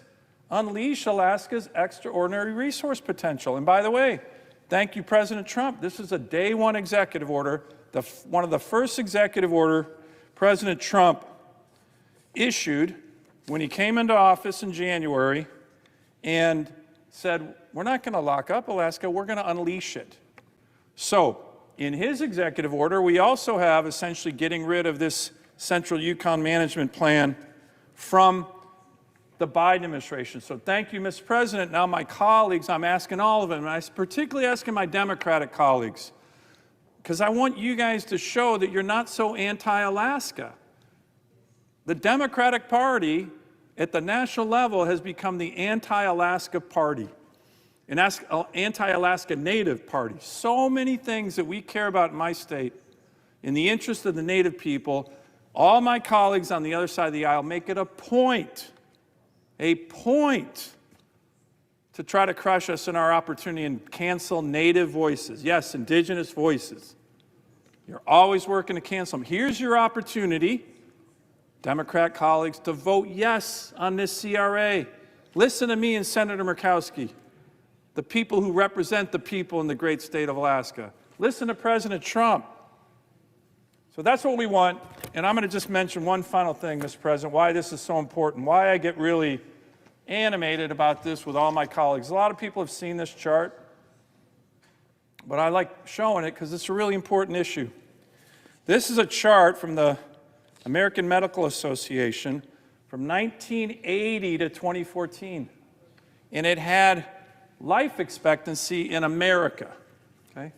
So the places that are blue, darker blue, purple, if you look at the chart, these people are living longer. Purple is 13 years. So in 24 years, certain parts of America, the life expectancy of Americans increased by 13 years. Now, unfortunately, in our great nation, look at the yellow, orange, and red on this chart, that's actually life expectancy decreases. We, of course, nobody wants that. A lot of that was the opioid epidemic and things. But guess which state had the greatest increase in life expectancy of any place in America from 1980 to 2014? According to the American Medical Association, Alaska, especially the North Slope region, interior Alaska, the Aleutian Island area, southeast Alaska. So what happened 1980 to 2014 in that part of Alaska? I'll tell you what happened. Responsible resource development happened, and people started living longer. They got jobs. They got water and sewer, flush toilets, gymnasiums, health clinics, things that the lower 48 just takes for granted that we didn't have in a lot of our state because we had responsible resource development, mining, oil and gas on the North Slope, fishing out on the Aleutian Island chains, all because of laws that we made here in the Congress. The people of Alaska, particularly the native people, started living longer. Living longer. I've asked my colleagues, I've used this chart a lot, give me an indicator of policy success more important than the people you represent are living longer. There isn't one. That's the most important. The people you represent are living longer. Why? Because of responsible resource development. There's no doubt. Here's the chart. Alaskans are living up to 13 years longer. Now, Native people in my state, unfortunately, started at a real low level, some of the lowest levels of life expectancy, but because we're developing our resources responsibly, my constituents are living longer. So when you have these groups, and you have the Biden administration, and no offense, you have a lot of my Senate Democrat colleagues, try to shut down my state, which they always do, you know what you're doing? You're actually impacting people's lives and how long they live. So, Mr. President, this is really important for me and the people I represent. This is a good opportunity to tell the Biden administration, hey, you're not going to do this. You're not going to do it to Montana. You're not going to do it to North Dakota. And you're certainly not going to do it to Alaska because you're going to negatively impact people's lives. So I really hope my colleagues on both sides of the aisle, and I really hope at least one or two Democrats have the courage to come and say, you know what, Dan, you've been talking about this for 10 years. I agree with you. I'm going to vote to rescind this Biden CRA or this Biden Yukon management plan that nobody wanted to help your state and help America. One more thing, Mr. President. In this part of the state where that Central Yukon management plan is, like I said, 56 million acres, 51 of the 56 critical minerals that our country needs are in this area. You know, I was in an armed services hearing recently, and everybody, including a lot of my Democrat colleagues, like, gosh, we're so reliant on China for critical minerals. What can we do? I can tell you what you can do. Quit shutting down my state. Let us develop critical minerals in Alaska as opposed to relying on them from China. So that's another reason this is important for national security of our country. And with that, I ask all my colleagues to support this CRA, and I yield the floor.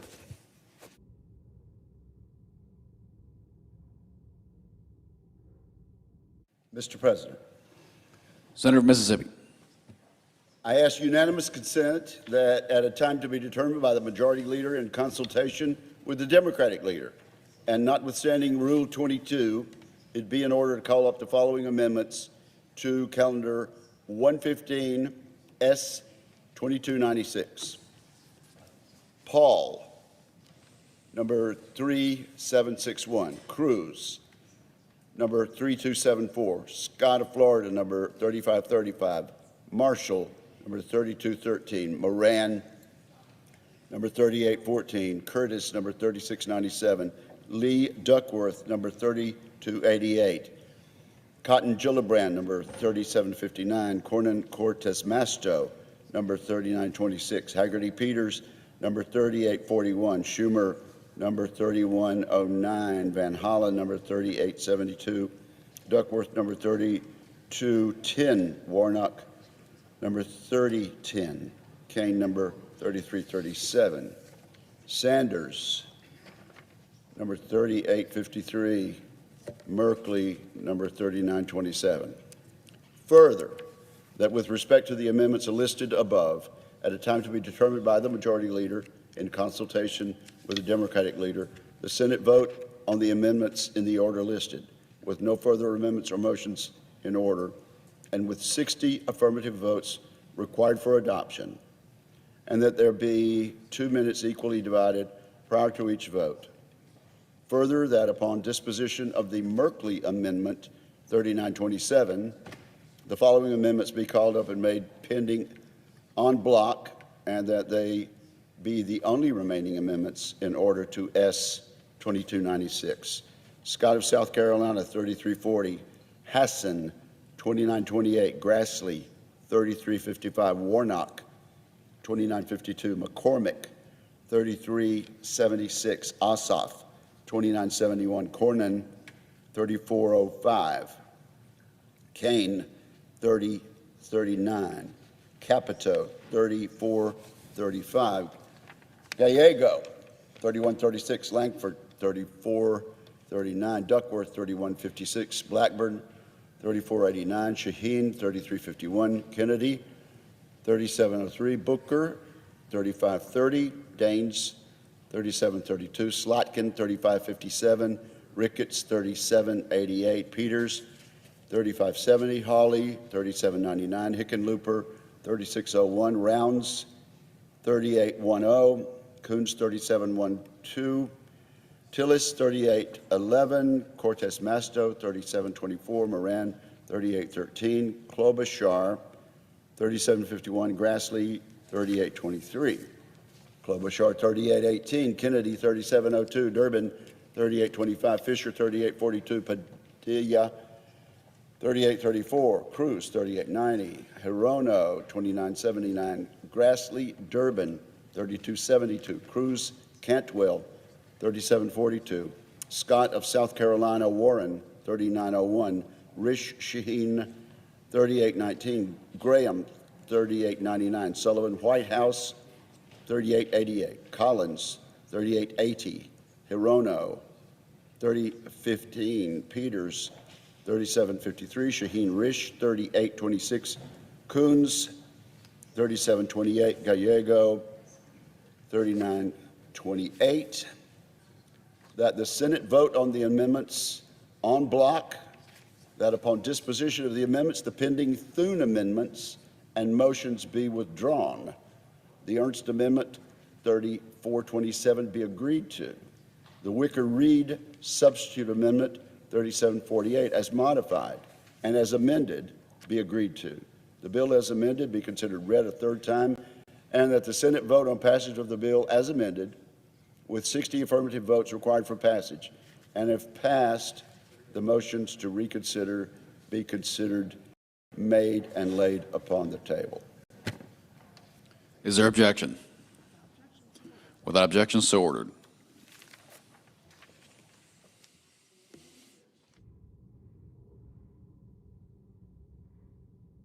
Mr. President. Senator from Mississippi. On behalf of the leader, I ask unanimous consent that it be in order for the two leaders to enter motions to reconsider without being on the prevailing side with respect to the cloture votes on the motion to proceed to S 2882 and H.R. 5371. Without objection. Thank you, Mr. President. The clerk will report the motion to invoke cloture. Cloture motion. We, the undersigned senators, in accordance with the provisions of Rule 22 of the Standing Rules of the Senate, do hereby move to bring to a close the debate on the motion to proceed to calendar number 167 S2882, a bill making continuing appropriations for the fiscal year ending September 30th, 2026, and for other purposes, signed by 17 senators. By unanimous consent, the mandatory quorum call has been waived. The question is it the sense of the Senate that debate on the motion to proceed to S2882, a bill making continuing appropriations for the fiscal year ending September 30th, 2026, and for other purposes, shall be brought to a close? The yeas and nays are mandatory under the rule. The clerk will call the roll. Ms. Alsobrooks, Ms. Baldwin, Mr. Banks, Mr. Barrasso.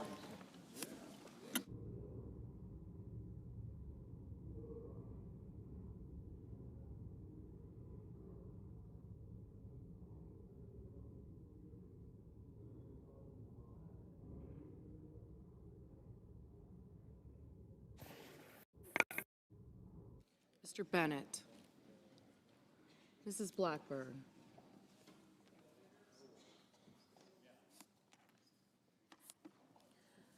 Mr. Blumenthal,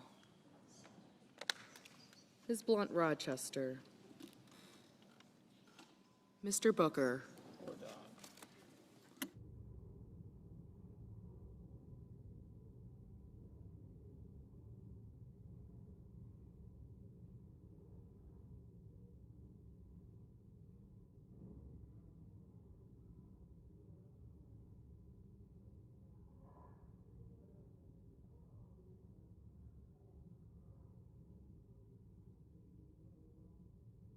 Mr. Bozeman, Mrs. Britt, Mr. Budd, Ms. Cantwell, Mrs. Capito, Mr. Cassidy, Ms. Collins, Mr. Coons, Mr. Cornyn, Ms. Cortez Masto, Mr. Cotton, Mr. Kramer, Mr. Crapo,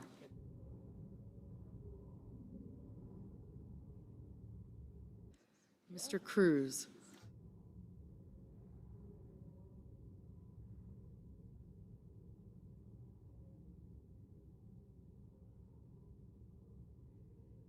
Mr. Curtis,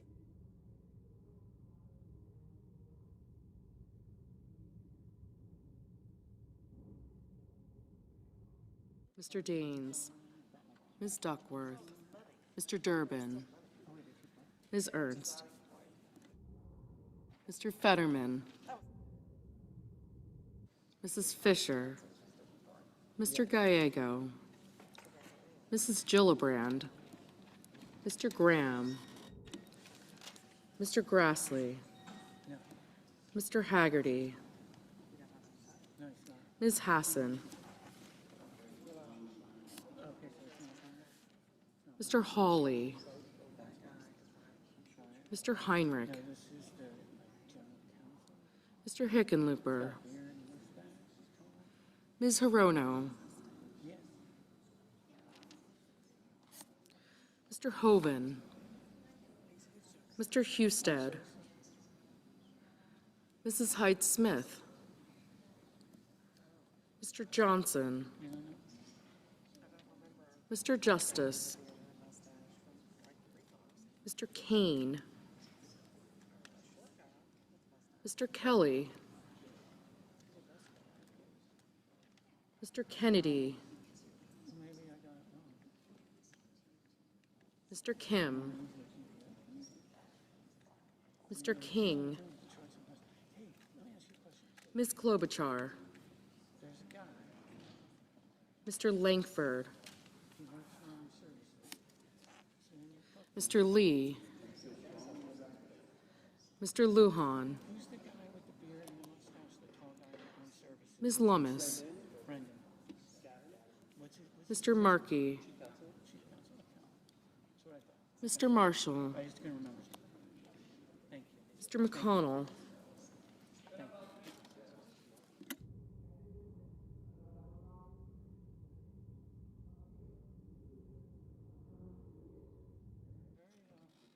Mr. McCormick, Mr. Merkley,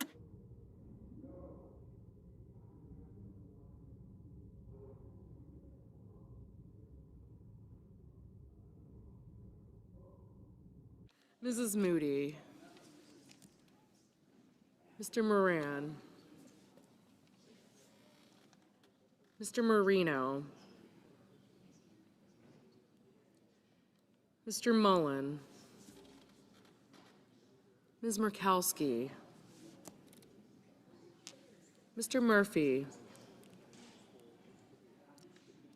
Mrs. Murray, Mr. Ossoff,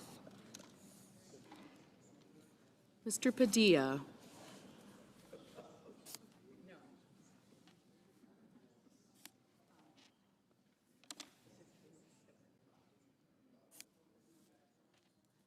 Mr. Paul, Mr. Peters, Mr. Reed, Mr. Ricketts, Mr. Risch, Ms. Rosen, Mr. Rounds, Mr. Sanders,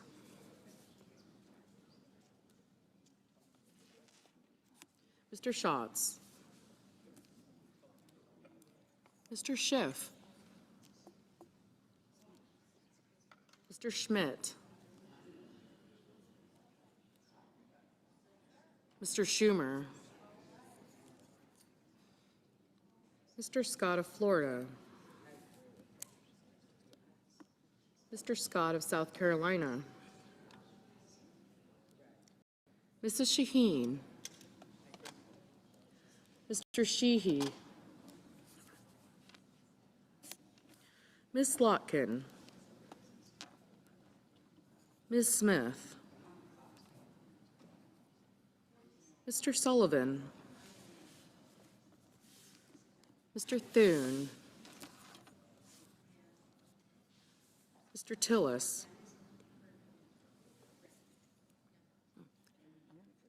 Mr. Tuberville,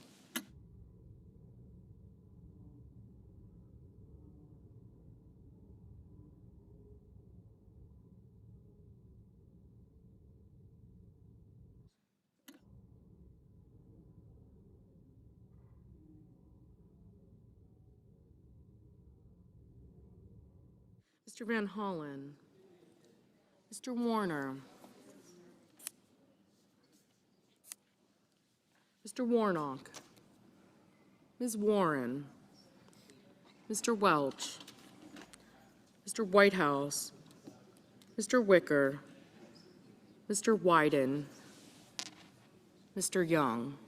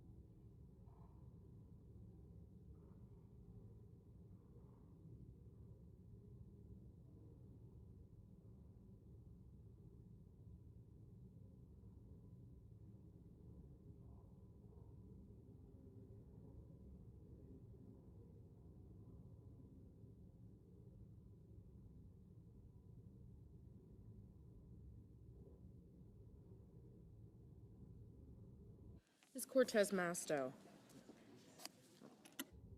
Senators voting in the affirmative. Baldwin, Cantwell, Cortez Masto, Kane, Kelly, Merkley, Padilla, Reed, and Shaheen. Senators voting in the negative: Barrasso, Capito, Collins, Cornyn, Cotton, Kennedy, Sheehy, Sullivan, and Wicker.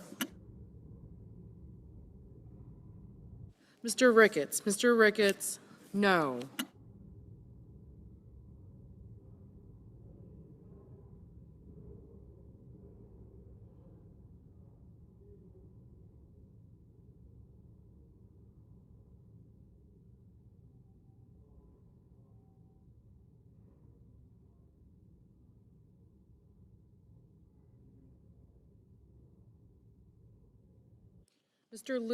Mr. Lujan, aye.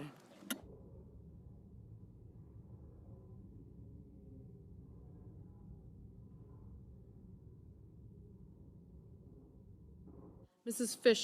Fisher, no.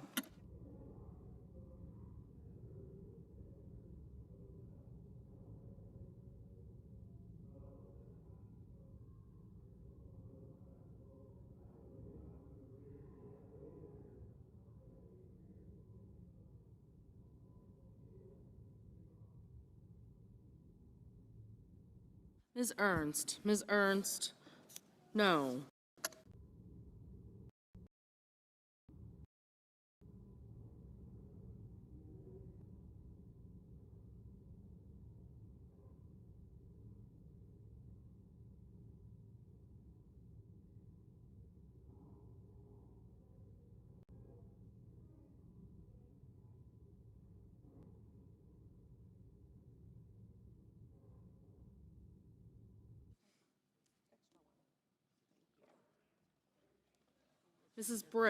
Mrs. Britt, no.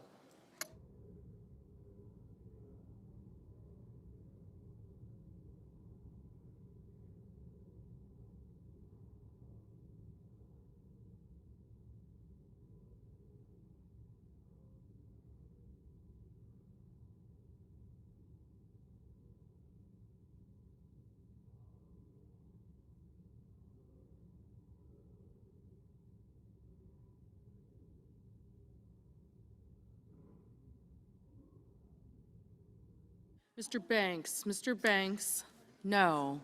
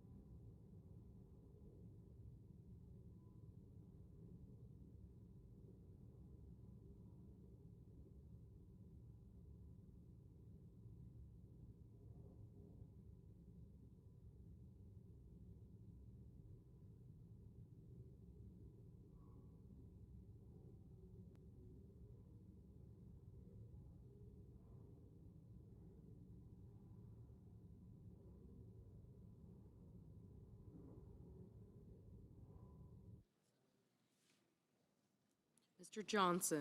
Johnson, no.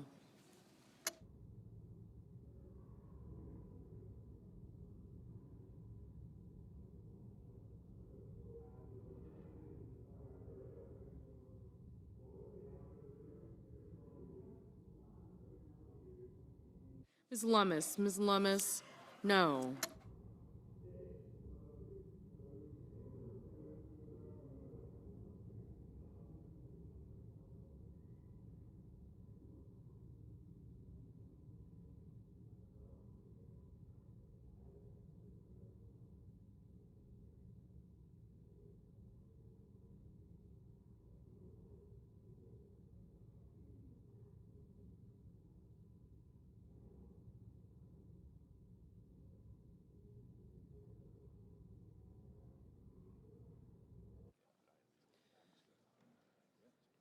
Mr. Heinrich. Mr. Heinrich, aye.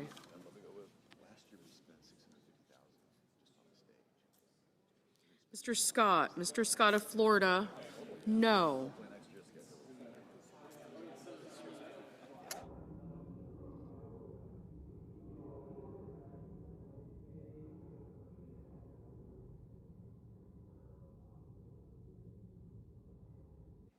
Mr. Wyden. Mr. Wyden, aye. Mr. Haggerty. Mr. Haggerty, no. Ms. Duckworth. Ms. Duckworth, aye.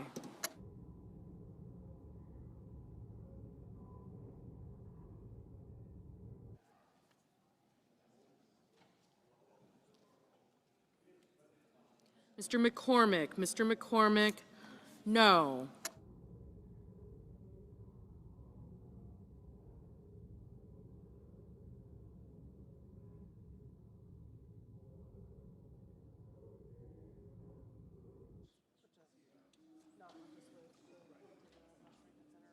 Mr. Marino. Mr. Marino, no.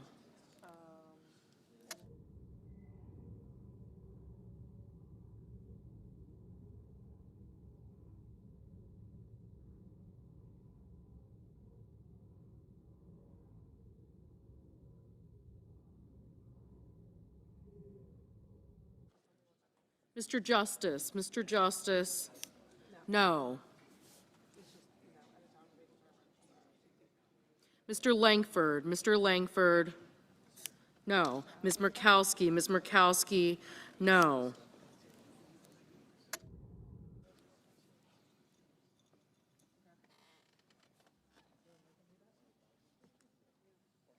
Mr. Marshall. Mr. Marshall, no.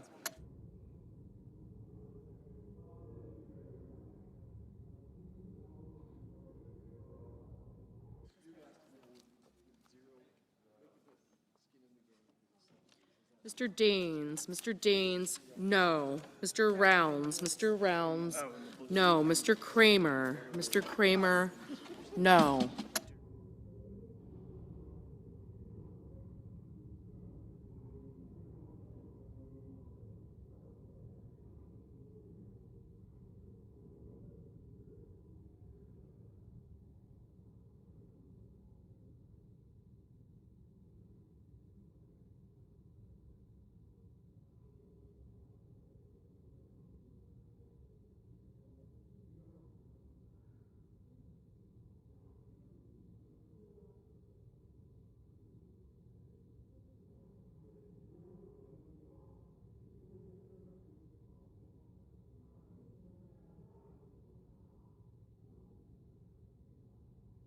Mr. Murphy. Mr. Murphy, aye.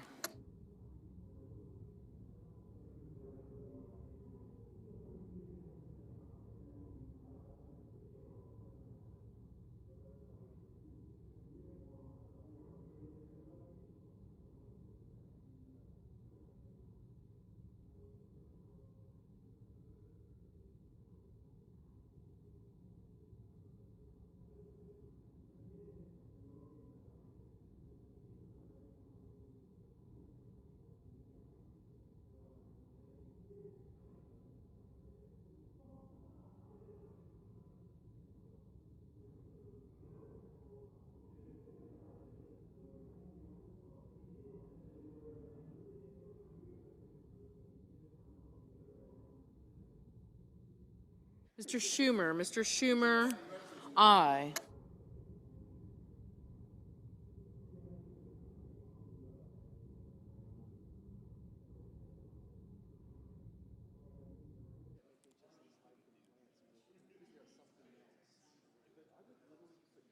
Mr. Crapo. Mr. Crapo, no.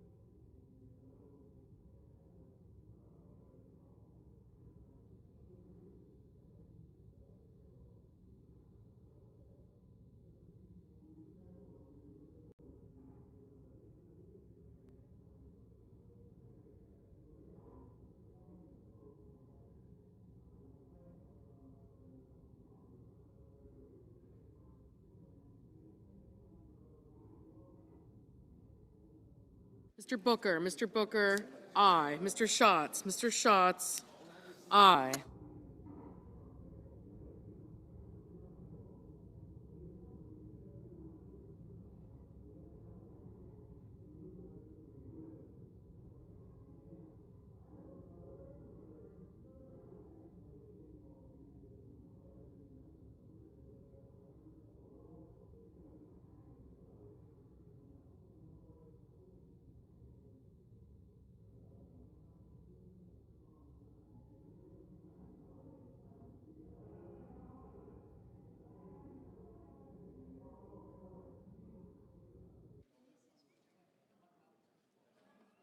Ms. Hassan, aye. Mr. Warner, aye.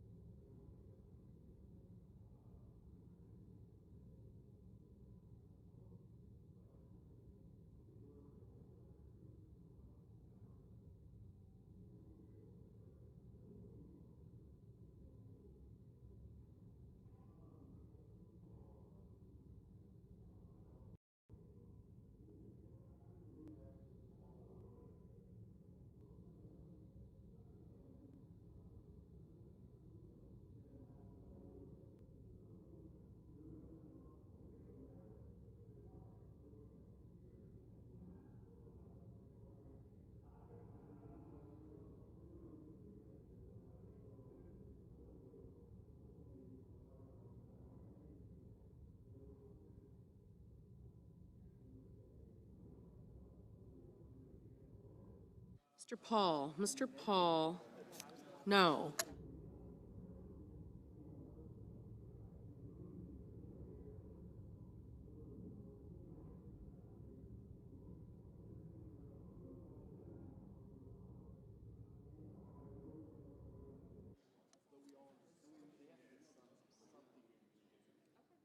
Ms. Klobuchar, aye.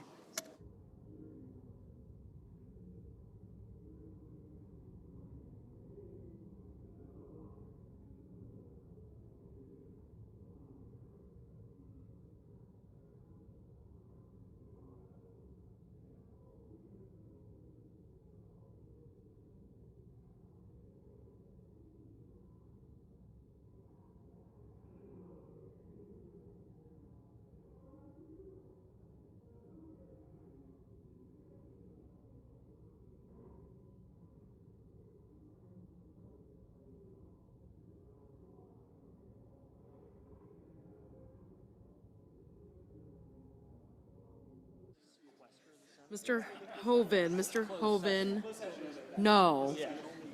Mrs. Hyde-Smith, no. Mr. Tillis, no. Mr. Warnock, aye. Mr. Van Hollen, aye. Ms. Hirono, Mr.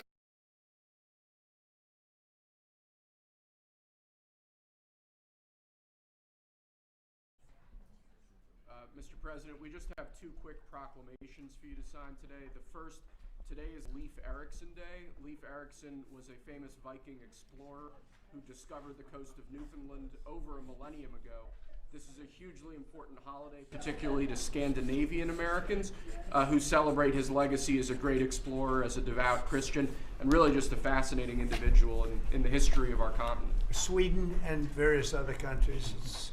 We have a lot of people from Sweden, a lot of Scandinavians. This is very important for Scandinavians, and it's a great honor. Okay, and now you have another one that's This is like I think very non-controversial, frankly, but some people would say it's controversial. Go ahead. This is like Explorer Day for you, sir. Today we have your Columbus Day proclamation for Monday, which we're signing a bit early.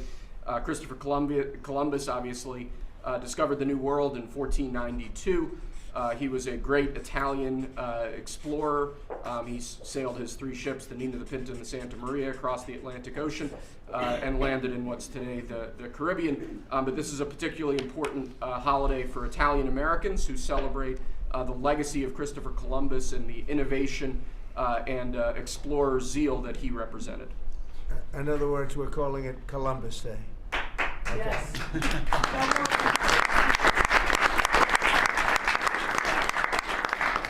That was the press that broke out in applause. That was, can you believe that? I've never seen that happen before.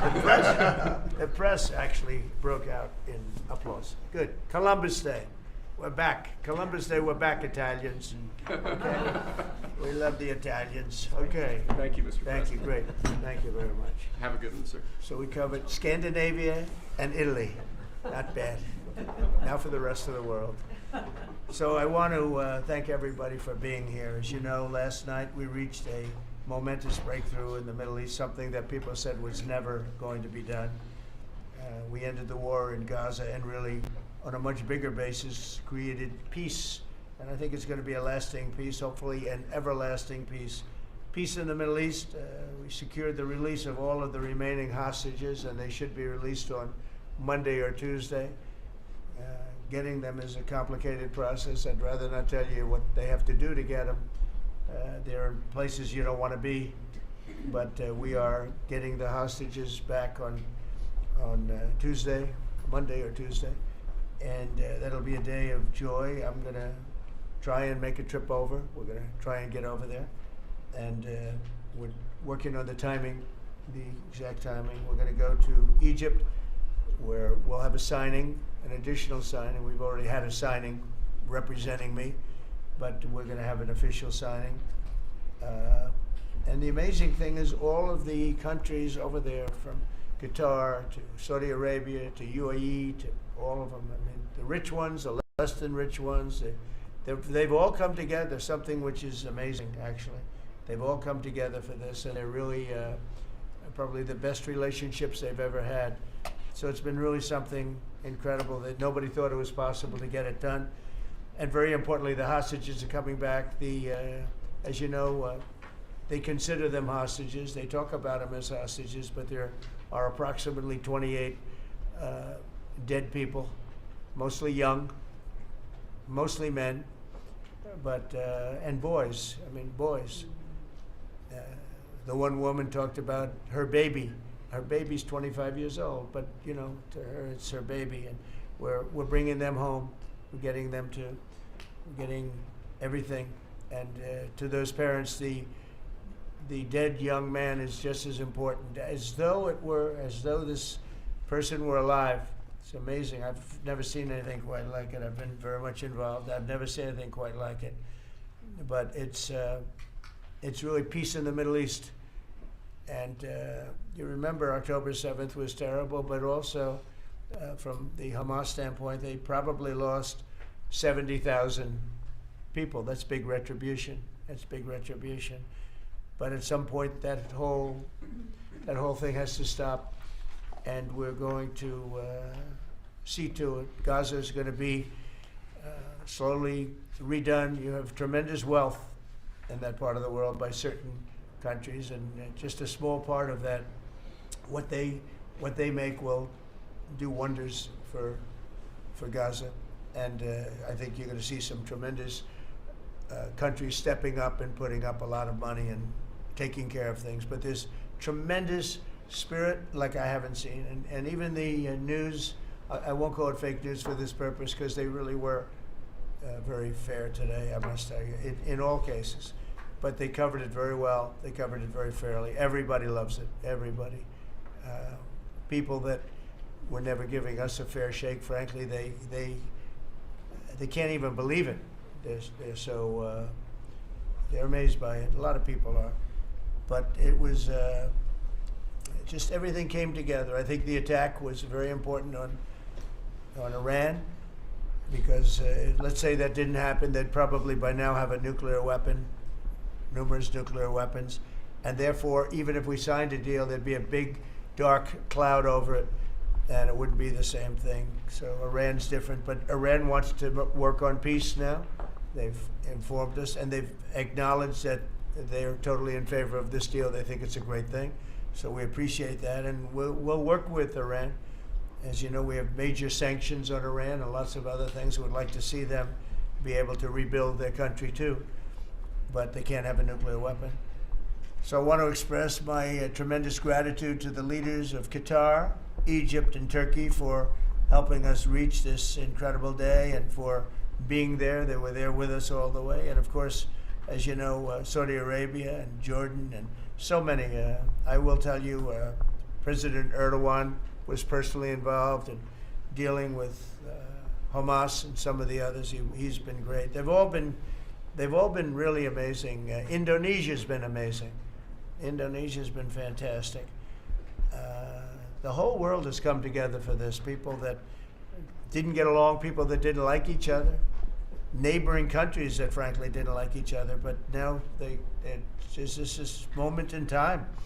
So we look forward to welcoming the hostages, like you can't believe, home to their families, and that'll take place early next week. We hope Monday or Tuesday. And all Americans should be proud of the role that our country has played in bringing this terrible conflict to an end. And I want to thank, some of the people, JD, you were fantastic, and Pete, you were great. Marco was fantastic. Some of you were very much involved. I'm looking around. So indirectly, I think almost everybody in this room was involved. Susie, I want to thank you very much. You were incredible. You've done an incredible job. So, and yes, John, what you've done was invaluable. CIA, John Ratcliffe, and he's done an incredible job. So I want to thank you all, and if I'm missing anybody, I apologize, but you've been amazing. And then you have Steve Witkoff, who worked so hard. And you remember, we settled 7, this is number 8, we settled 7 wars, or major conflicts, but wars. And this is number 8. And the one that I thought would be maybe the quickest of all would be Russia-Ukraine, and I think that's going to happen too. But in the meantime, they're losing about 7,000 people a week, and that seems pretty bad. They're losing mostly soldiers, young soldiers. They go out to war, and they're getting killed. And while it doesn't affect us in a lot of ways, we've got a big ocean in between, you don't want to see that happen. It was a big mistake. That war should have never happened. It would have never happened if I were president. So we're here this morning for a cabinet meeting as my administration continues to deliver for the American people, despite the radical left lunatics that shut down our government. You have Democrats that they've lost their way. They have no leadership. We don't even know who to deal with over there. At least they know who to deal with. We have no idea who we're dealing with over there. It's like they have no idea what they're doing. Republicans have voted repeatedly to pass a clean, nonpartisan bill to reopen government at the same funding levels. We're not going to do anything only good for health care. We're really, I think, become the party of good health care. And they keep using health care as a cudgel. They want to try and get everyone thinking about health care. We're the ones that are saving health care. In fact, one of the things we're doing is we're going to be reducing the cost of medicines by 100%, 200, 300, 500%, and even more than that, because as you know, we're in the process of favored nations right now. We've exercised a clause because we were subsidizing the entire world. The entire world pays a fraction of what the United States has been paying. And we've already, numerous Pfizer and other companies have already signed, and other countries are a bigger problem because they've been getting a subsidized rate.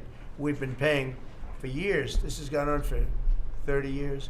We've been reducing the rate of drugs for other countries because we've been paying much more than we're supposed to. And they used all sorts of ideas like research and development. I said, what about Germany? What about these other countries? Aren't they paying? No, we have to pay research and development. It was all nonsense, and I couldn't listen to it anymore. So it's a very radical, big, tough shift. Very tough. We had a lot of things going on there. But, you know, and you probably heard me say this in my first term, I think it was my third year, we reduced drugs from the beginning of the year to the end of the year. And I was so proud of it. I actually had a news conference to announce it, and it was 1/8 of 1%. Think of that, which is barely a reduction. But it's the first time in 28 years that there was a reduction in drug prices for the year. So from the beginning to the end, it was 1/8 of 1%. And I was so proud of myself. I did something that nobody else could do.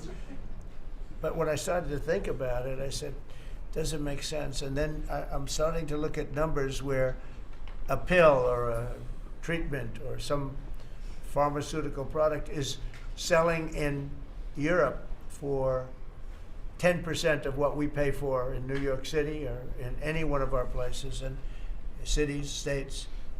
And then I see people leaving for other countries to go buy their pharmaceuticals, where they make journeys to various other countries, including Europe, where they got the best bargains of all. And I put an end to it. It's over.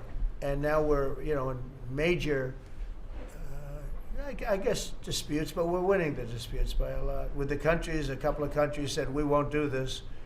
I said, well, it's unfair that we're paying 10%, and, you know, you're paying just a fraction of what we're paying for the same product made in the same plant.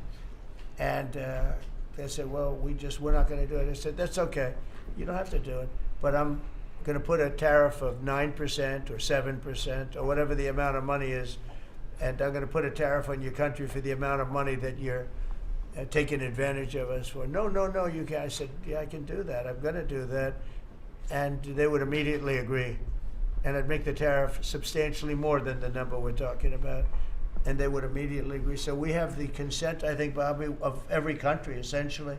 They know that if they don't do it, we're going to put a tariff on for double the price, and then they're going to do it. So we never had that before. You never had anybody in here that knew what the hell they were doing, I'll be honest. It really it makes me angry, because for years and years, and this started many years ago, and basically we subsidize the world. So this is going to have a huge positive impact on Medicare, Medicaid, even Social Security. But anything where there's pharmaceuticals, drugs involved, it's going to have a tremendous impact. So we're going to get drug reductions of 100%. I told you 1/8 of 1% that I was proud of myself. Now you're going to get 100%, 150%, 200, 300, 400, 500%. You're going to get the biggest drug reductions that you've ever seen. And they're already, I guess they're starting to kick in, but we've made deals with numerous companies and we're going for the full board. We want whatever the price is. So that would mean that the world price, because the world is bigger than the United States, a lot more people, but the world price will go up a little bit and our price will come down a lot. So if a pill sells for $10 in London and $100 here, the pill will go to $20 in London and $20 for us. It's pretty simple. And that is a number that nobody can even fathom. It's a little like tariffs. Nobody knew how big they were. Nobody knew until they started seeing the trillions of dollars that have come in. I don't know why they didn't understand it. It's something they should have understood. We were taken advantage of for years with tariffs, and now I don't want to say we're taking advantage, but we've become a very strong country because of the money that's coming in. Republicans have voted repeatedly to pass a clean, nonpartisan bill to reopen our government, and remember, at the same funding levels both parties have supported in the past. So the radical Democrats have chosen to put the economy of our country. We have the best economy we've ever had. We had the best economy in my first term, but we have an economy that's blowing it away, and we have the Democrats are trying to obstruct. They don't want to have a good economy. I don't think they want to have a good country. That's why they try and stop our law enforcement from doing what we did in Washington, D.C. Washington, D.C., we have a great, safe, beautiful capital right now. Beautiful. It's so safe. You can walk down the street. Numerous people standing before me were mugged.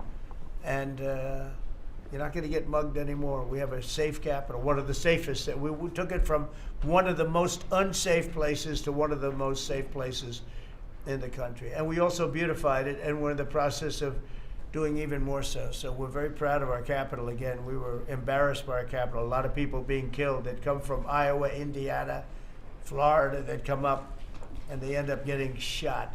They're not getting shot. We moved out 1,700 people approximately, right?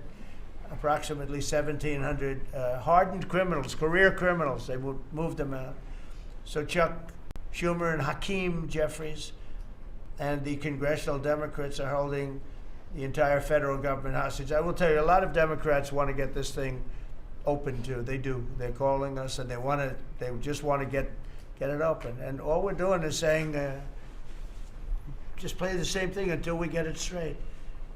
And they don't know how to go about it. I mean, and the problem is we really don't know who the hell is leading the Democrats. You have this AOC, I don't know her at all, but I watched her the other day. She said, well, if they want, they could come to my office. That's not leadership, you know. The only one that challenged her actually was Nancy Pelosi. Nancy's not looking too good. I don't know what happened to Nancy, but she's not looking great. But she was the only one, I give her credit, she was the only one that challenged her. But AOC said that they can come to her office and negotiate, the Republicans. And we're saying, oh, I didn't know she was in leadership. But she's taking Hakeem Jeffries' place, and Schumer's afraid that she's going to run against him. And right now, I don't know, it can change, life is crazy, right? But right now he can't beat, I don't think he can beat anybody.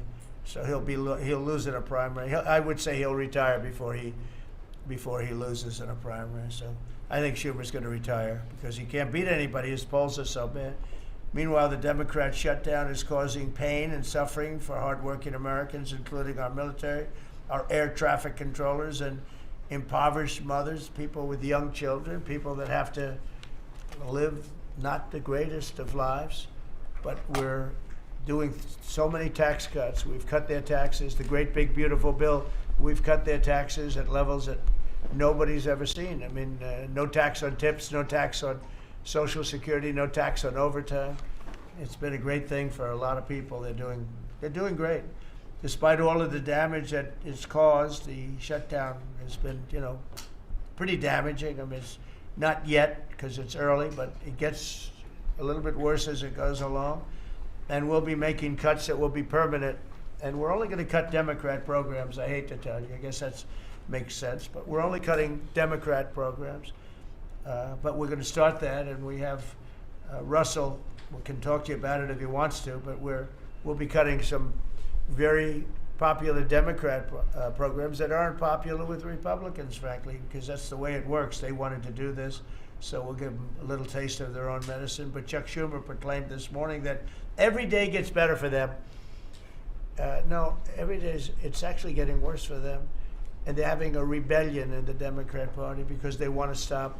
And if you saw all of Schumer's, I watched last night like 10 different times over the years, he said, you can't shut down government, you can't shut down, and now he's the one that shut it down.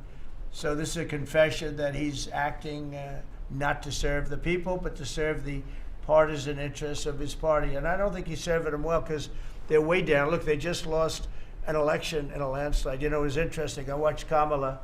It was a sad figure. I watched her the other day saying the election was very close.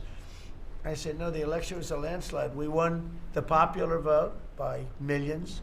We won the Electoral College by, I think, 312 or 315 to 220 something. But there's another one that we won that's why when you see the maps are completely red. It's counties. The counties, we won at 2,505 to 525. So 2,500 to 525.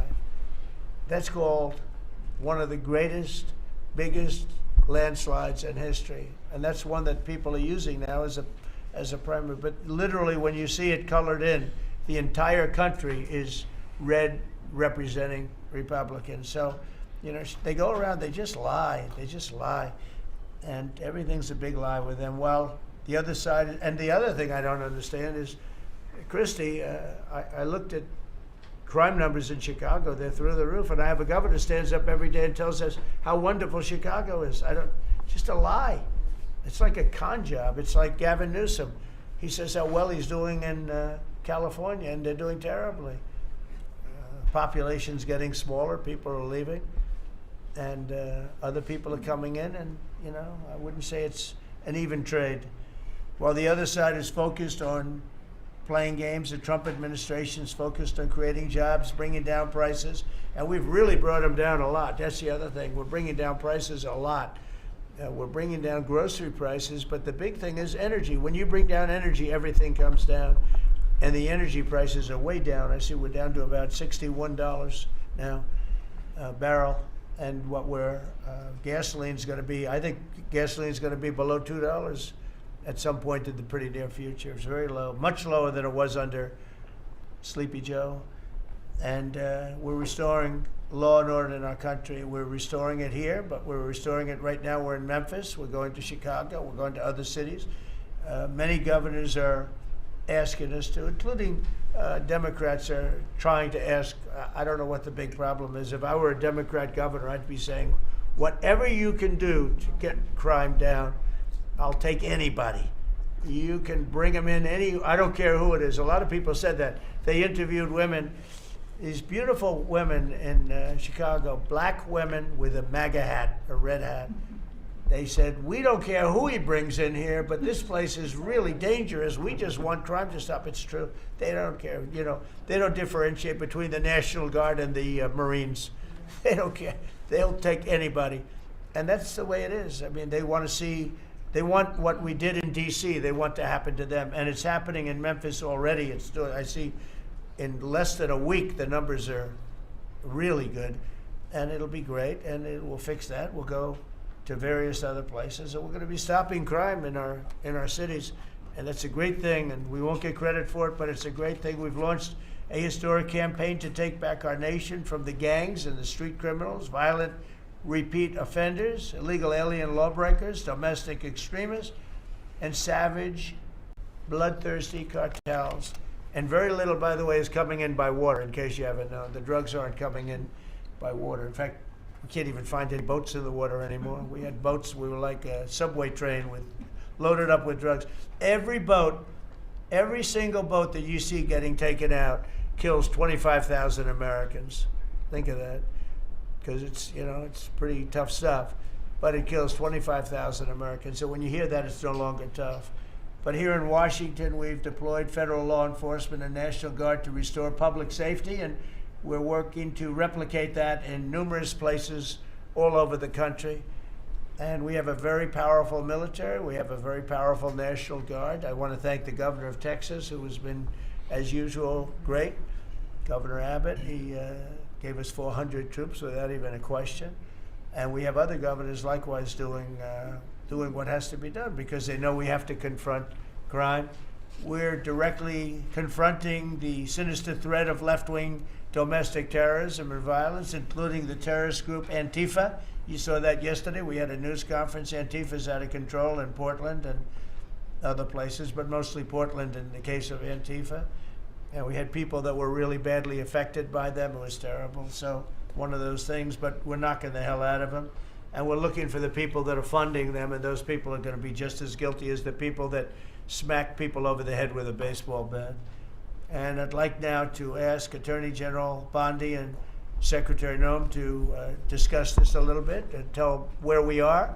And then we'll go around the room. We'll go quickly. We're going to go quickly if we can, because we have a lot of things to do, including I won't be spending that much time here because I'll be leaving fairly soon for the Middle East. And I'm very honored to be involved with that, I'll tell you. It's a great thing for our country. People are so happy about it. I've never experienced anything quite like it. I've never seen such universal praise for being able to do something. No, it's something that nobody thought was possible, and we're going to end up having peace in the Middle East. Who would have thought? So, Pam, could you start, and then Christy, please. Sure, President Trump, that despite the Democrat shutdown of our government, our law enforcement officers are out there working without paychecks, round the clock, to keep and make America safe. Secretary Hegseth and I were recently in Memphis, We had 1,100 law enforcement officers in one room with us. The Memphis PD, they were the happiest to see us, don't you think, Secretary Hegseth, of anyone. We had ATF, DEA, FBI, U.S. Marshals. I'm not sure if our park police were there. We had Treasury, Secretary Bessent, and of course we had Secretary Noem's Homeland Security, all working together with the Guard. They were so happy to have us there. We've been making arrests left and right. So far, we made 562 arrests and seized 144 illegal guns just in the short time we've been in Memphis. And many of these people are career criminals. And when you take them out of a place, your crime rate just goes down. These people commit crimes every single day. They're sick. And we're taking them out. In some cases, we're bringing them back to their countries where Biden allowed, with the stupid open borders that we had in our country, to come in. But they're being brought back to other places, or they're being put in jail, but they're career criminals. President Trump, last night alone, we made 91 arrests, 19 firearms off the streets, and one was a warrant for a homicide, and 4 sex offenders who had active warrants. One was a sex offender on a child. Everything we did in Memphis was worth it, in my opinion, for that one arrest. Think about that. We got a child rapist off the streets, but yet we've made 562 arrests and still going strong in Memphis. Just what we did in DC. But it's because it's all of us. It's a team working for you to make America safe, all together, around the clock. Thank you very much. Thank you, Pam. Thank You're doing you, a great President job. Trump. And it's amazing that we're not getting cooperation from Democrats. It's like, it's a new issue. You know, we have all the old issues of the wall and the border and all of the things, men playing in women's sports, they still want that, transgender for everybody. All these issues are so crazy, but we have a new one. It's called crime. We stop crime and they allow crime. They want crime. It doesn't make sense. I think it's as ridiculous as the other things that we talk about all the time. But I've added it onto our list, a 5-letter word called crime. We stop it, and they actually incite it. It's crazy. You would think they'd want them. You'd think they'd want Christie and Pam and all of the people. If we needed the military, Pete will be there. We've got a massive military. We have the best numbers we've ever had for recruitment. We have a lot of people now. We have people that can't get into them. In a great economy, they want to be soldiers again. A year ago, they didn't want to even think about it. Same thing as with police and firemen, everything. They want to join. They're proud of our country again. Christy, go ahead, please. Well, sir, thank you for your leadership and for deploying all of government to help us keep our country safe. You have talked extensively about how threatened our ICE officers are, but all of our law enforcement out there.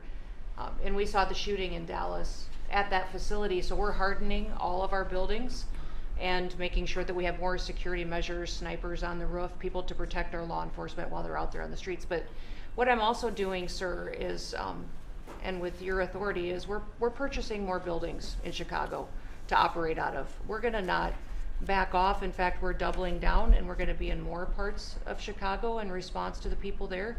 And then I was there a few days ago and looked at some facilities that we can deploy more law enforcement out of, because what they're trying to do with these riots and violence is distract us and keep us from going after those murderers and rapists that are out in the streets. And then I was in Portland, went out and back on Tuesday and met with the governor, met with the mayor, met with the chief of police and the superintendent of the highway patrol. They're all lying and disingenuous and dishonest people. Because as soon as you leave the room, then they make the exact opposite response. So we're looking at new facilities to purchase. They're in Portland too, and we're going to double down. And I told them if they didn't meet our demands for safety and security on the streets and work with us, then we were going to bring in more federal law enforcement. So I want to thank Pete and the Department of War for all their help. They've been fantastic. But while we fight litigation and work with Pam on that, we're going to send more of our resources and men and women out there to keep everybody safe. So no worries. What we see in DC and what we see in Memphis for benefits for people in the safety and security, we'll see that in Chicago and Portland. The numbers in Memphis, it's only a week, but the numbers have been amazing, I understand. That's exactly right. The crime numbers are way down. Fantastic. And it shows what a partnership can be between local law enforcement and the federal government. And if we have to do it the hard way in Portland and Chicago, we will. But the people demand the safety. My lawyers are in court right now as we speak for you, arguing in Chicago and Portland to keep them safe, to bring in the Guard. The government doesn't want it there, but we do. We're going to keep their citizens safe, thanks to The you. people want it.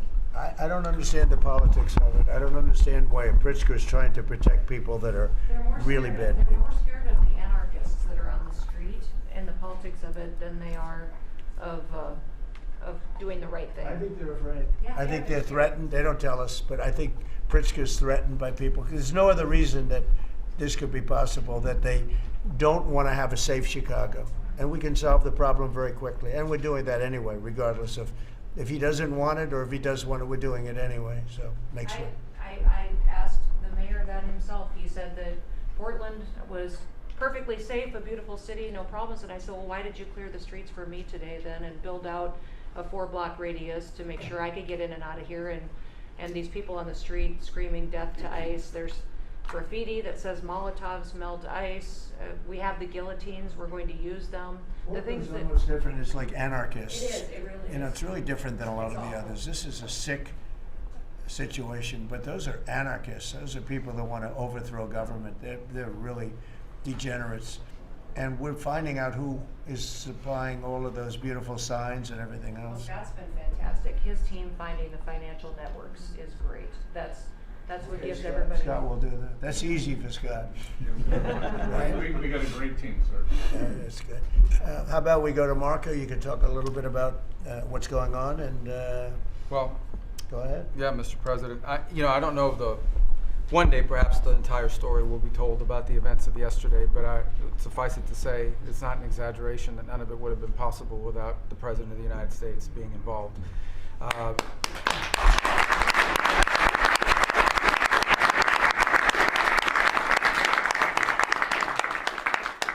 It really began with your trip to the Middle East, where these relationships were forged with partners in the region, personal relationships, close relationships that created the foundation where all of this was possible. Where I think this really took a turn. Remember, a month ago, no one thought this was possible. Where it really took a turn about a month ago, less than a couple weeks ago, is when we were at the United Nations, and you convened an historic meeting, not simply of Arab countries, but of Muslim majority countries from around the world, including Indonesia was there, Pakistan was there, and created this coalition behind this plan. Then on that following Monday, you met with the Prime Minister of Israel here, and that plan was presented. And then, of course, our great negotiating team followed up on it. In the interim, again, perhaps the stories will be told, perhaps they will never be told. The President had some extraordinary phone calls and meetings that required a high degree of intensity and commitment, and made this happen. And I think what's important to understand is that yesterday what happened was really a human story. There's a geopolitical aspect to it, there's no doubt about it. It creates the conditions for Gaza to one day be a normal place again, and people to have a better life, and Israelis to be safe. But yesterday was a human story. And because of the work you put in, and honestly, not only is there no other leader in the world that could have put this together, Mr. President, but frankly, I don't know of any American president in the modern era that could have made this possible because of the actions you have taken unrelated to this, and because of who you are and what you've done and how you're viewed.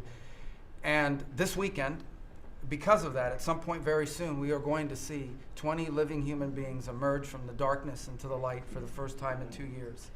And that is because not only were you used the credibility and the power and the prestige of this office and the relationships you created, and you committed yourself to making it happen. And I think it will go down as a historic moment in the history of our country, and something our country should be very proud of, that we have a president that's committed to not just peace, but to the human aspect of reuniting these families. My last point on this is just a couple days ago, Secretary Lutnick hosted us all, many of us, at the Kennedy Center. And we had these families we've interacted with for so many years, for 2 years now. And the stories are heartbreaking, both whose families are alive and those who are deceased as well, who want their relatives back so that they can complete the process of grieving. And we had all hoped that perhaps that was the day that we would have an announcement for them on the anniversary of the 7th, but I know you were able to speak to some of those families last night, and I just hope the whole nation understands how incredibly proud they should be of their president and of their country for the role that they've played. And I don't want to let this moment pass, Mr. President, without also noting the incredible work of Steve Witkoff and Jared Kushner. They're an incredible team working together, facing some substantial impediments to even being there this weekend and doing it. Let me just leave it at that. And they've done a great job on your behalf, Mr. President, and they deserve a tremendous amount of credit. But thank you for what you've done for the world. Thank you very much, Marco. I appreciate it. I think because we have a very busy day with all that's going on, what we'll do is maybe just a few of you raise your hand if you'd like to say something that don't talk too long, Doug. But he's doing such a great job. So good that he could talk all day. That's the problem, right? But go ahead. And what we'll do is just take a few hands, and then we'll go back to getting peace done, okay? We'll go a little bit quicker. We'll take a few questions from the press. Go ahead, please. President Trump, I just want to double down on what Marco was sharing. It's such a remarkable accomplishment. Agree that no other president could have done this, but what set the groundwork for you able to do that? When you took office on January 20th, you made a 180-degree turn in our military strength with Pete's leadership.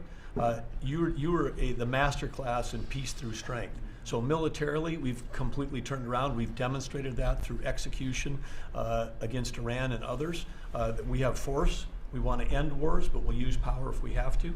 And then secondarily, peace through strength is also the prosperity, having the strongest economy and being willing to wield the power of a tariff in addition to the military power to reorder the globe. Those two things that you're standing on, both economic power and military power, allowed these negotiations to go forward. And I think as you've described the importance of these economic negotiations and all the trade deals, but that also begins with another 180-degree turn, and that was the 180-degree turn on energy. You have used energy diplomacy to bring prosperity to the American people, and you've used it to bring peace abroad. The combination of those three things have been remarkable, and now we're seeing the remarkable result. And we got one more that I know you want to end with Russia and Ukraine. Energy is going to play a key role in that. And now with this historic agreement, we're in a position working with the Middle East to also end the Russian-Ukraine conflict. So again, congratulations. Thank you very much, Doug. I appreciate it. Maybe I'll go to you for a second. You can just cap out what he said about the military, how well we're doing, and how big it is, and how strong it is. Mr. President, you're exactly right. At the War Department, you don't get peace without strength. And our job is to be the strength part of the equation and deliver that when necessary, as you demonstrated with your Order of Midnight Hammer, and the entire world saw. And I just want to echo what Marco said. It is a personal honor to be able to witness the way you lead and negotiate. I wish people had a full understanding of what that looks like, that historic nature. A lot of us vets, the Vice President, Tulsi, Lee, Doug, probably after decades of war and the chaos that was unleashed through reckless and foolish American policies, never thought this kind of peace would be possible. Yet, with your strength, with your ability to wield trade negotiations, personal relationships, to open up that opportunity is truly historic on the world stage. And it creates a whole number of other cascading effects. And watching Marco and the Vice President and Steve and Jared, the CIA director, everybody come together to make it happen. You've formed a phenomenal team, Mr. President. And at the War Department, our job is to make sure if and when there's question about American commitment, the whole world knows we've got the biggest, strongest, most lethal, and most ready War Department in the world, which is true, which is why we saw record recruitment in 2025, Mr. President. The first 2 weeks of 2026 already blows that out. FY 2026 already blows it out of the water. In fact, re-enlistment has already met its year-long goal in the Marine Corps in 2026. In 2 weeks. Okay? You can't, there's no other way to create that kind of love and enthusiasm than with your leadership, sir. And it is an honor to work with Pam and with Christy and the cities across the country to make sure American citizens and law enforcement are protected with our National Guard.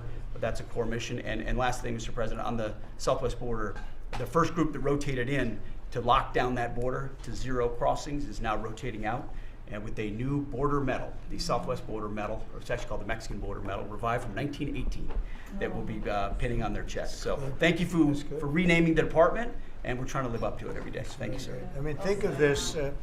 we have record numbers of recruitment. 1 year ago, there were stories, front page stories, that we couldn't get anybody to join the Army, Navy, Air Force, Marines, Coast Guard.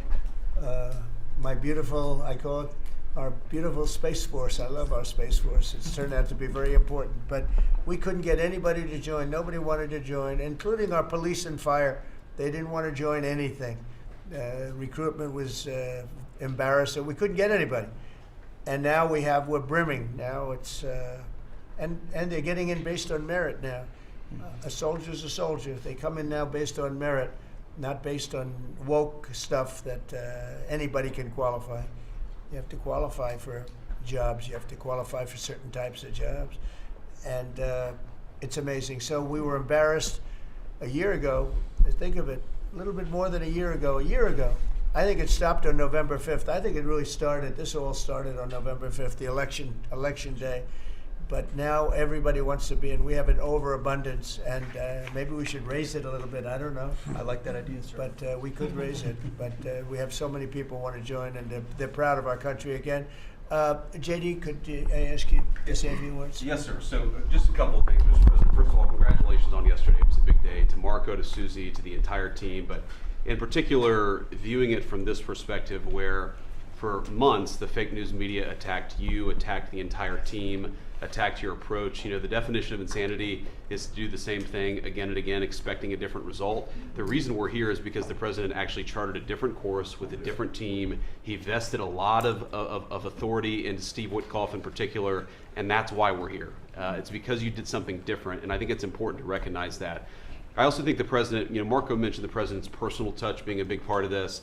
You know, the one thing I would say is obviously the president of the United States, a New York real estate billionaire, one of the most famous New Yorkers in the world, has a lot of interaction with a lot of people who are very pro-Israel. I think that was an important set of experiences and life experiences that he brought to the table. He also, of course, knew one of the most famous Palestinians in the world, Chuck Schumer. And I think without that background of knowledge, it would have been impossible to get us to this. Second thing I want to say, just on Chuck Schumer, the president mentioned this, that Chuck Schumer said this has been very good for us this morning about the shutdown. One of the things that we talked about before all the media came in, and that all of us are going to work on for the rest of the day, we've been working on for days, is how to make the shutdown as painless as possible on the American people. So while Chuck Schumer brags about this being good, and I think the president is right, it's not good for him politically as much as he might think that it is, it's causing real consequences for the American people. There's a low-income food program, the WIC program, that my mom actually used when I was a baby. That program is about to be underfunded, and it's about to get cut off because Chuck Schumer won't open the government. We have troops. The Secretary of War mentioned how well we're doing on recruitment. We're trying to figure out how to pay our troops because Chuck Schumer is shutting down the U.S. government. There are veterans benefits that are going to suffer. There are Americans that are going to suffer because Chuck Schumer refuses to do his job. So while we're all celebrating this incredible success that we've had on the world stage, the country could be doing so much better if Chuck Schumer did his job and opened the government.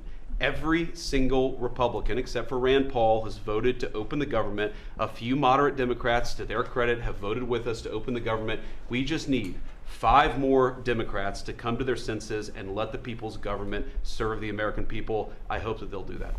Thank you very much. Sir. Chris, please. Yeah, to follow up on that point, Mr. President, the Democrat or Schumer shutdown did not begin 8 or 9 days ago. It began 8 or 9 months ago with your inauguration. For the first time in American history, every Senate confirmed appointee who are our deputies to run our department, every one of them has been filibustered. One of the critical parts of my department is the National Nuclear Security Administration. It maintains, manufactures our nuclear weapons and our engines for nuclear submarines and nuclear aircraft carriers. We are a key supplier to Secretary of War Pete Hegseth. They filibustered, the Democrats filibustered the leader, the administrator of the National Nuclear Security Administration, would not let him come into my department until the Republicans 2 weeks ago changed the Senate rules so they could confirm him and we could have a leader. They filibustered the leadership, now they're filibustering the funding. In the next 6-7 days, we're going to run out of funding, and the retooling of our nuclear stockpile, the ultimate guarantor of our sovereignty, is going to be underfunded, and we're going to have to slow down and creep to a crawl these efforts. Just incredibly irresponsible for Schumer to worry about his own reelection and not the 340 million Americans that count on the efforts of our military and all of our departments. It's truly offensive, and we need to bring it to an end as soon as possible. Let's open the government back up. And you're doing a great job. Thank you very much. Bobby, did you want to say something? You got a lot of things happening. A lot of very positive things, actually.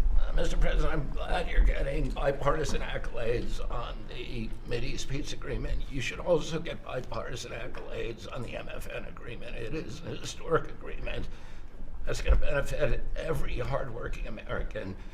It's going to lower the price of drugs for every American. By the time this administration is over, we will have 95% of the drugs in this country will be the lowest price in the world. It immediately begins to affect Medicaid, Medicare, Social Security, the other government programs. I remember when I went through the confirmation process, and the principal preoccupation of the Democrats during that process was whether I would continue the IRA negotiations on drugs. The Democrats negotiated 10 drugs. I'm supposed to negotiate every year 15. The 10 that they negotiated, they claimed to get a 22% reduction, but it was a lie.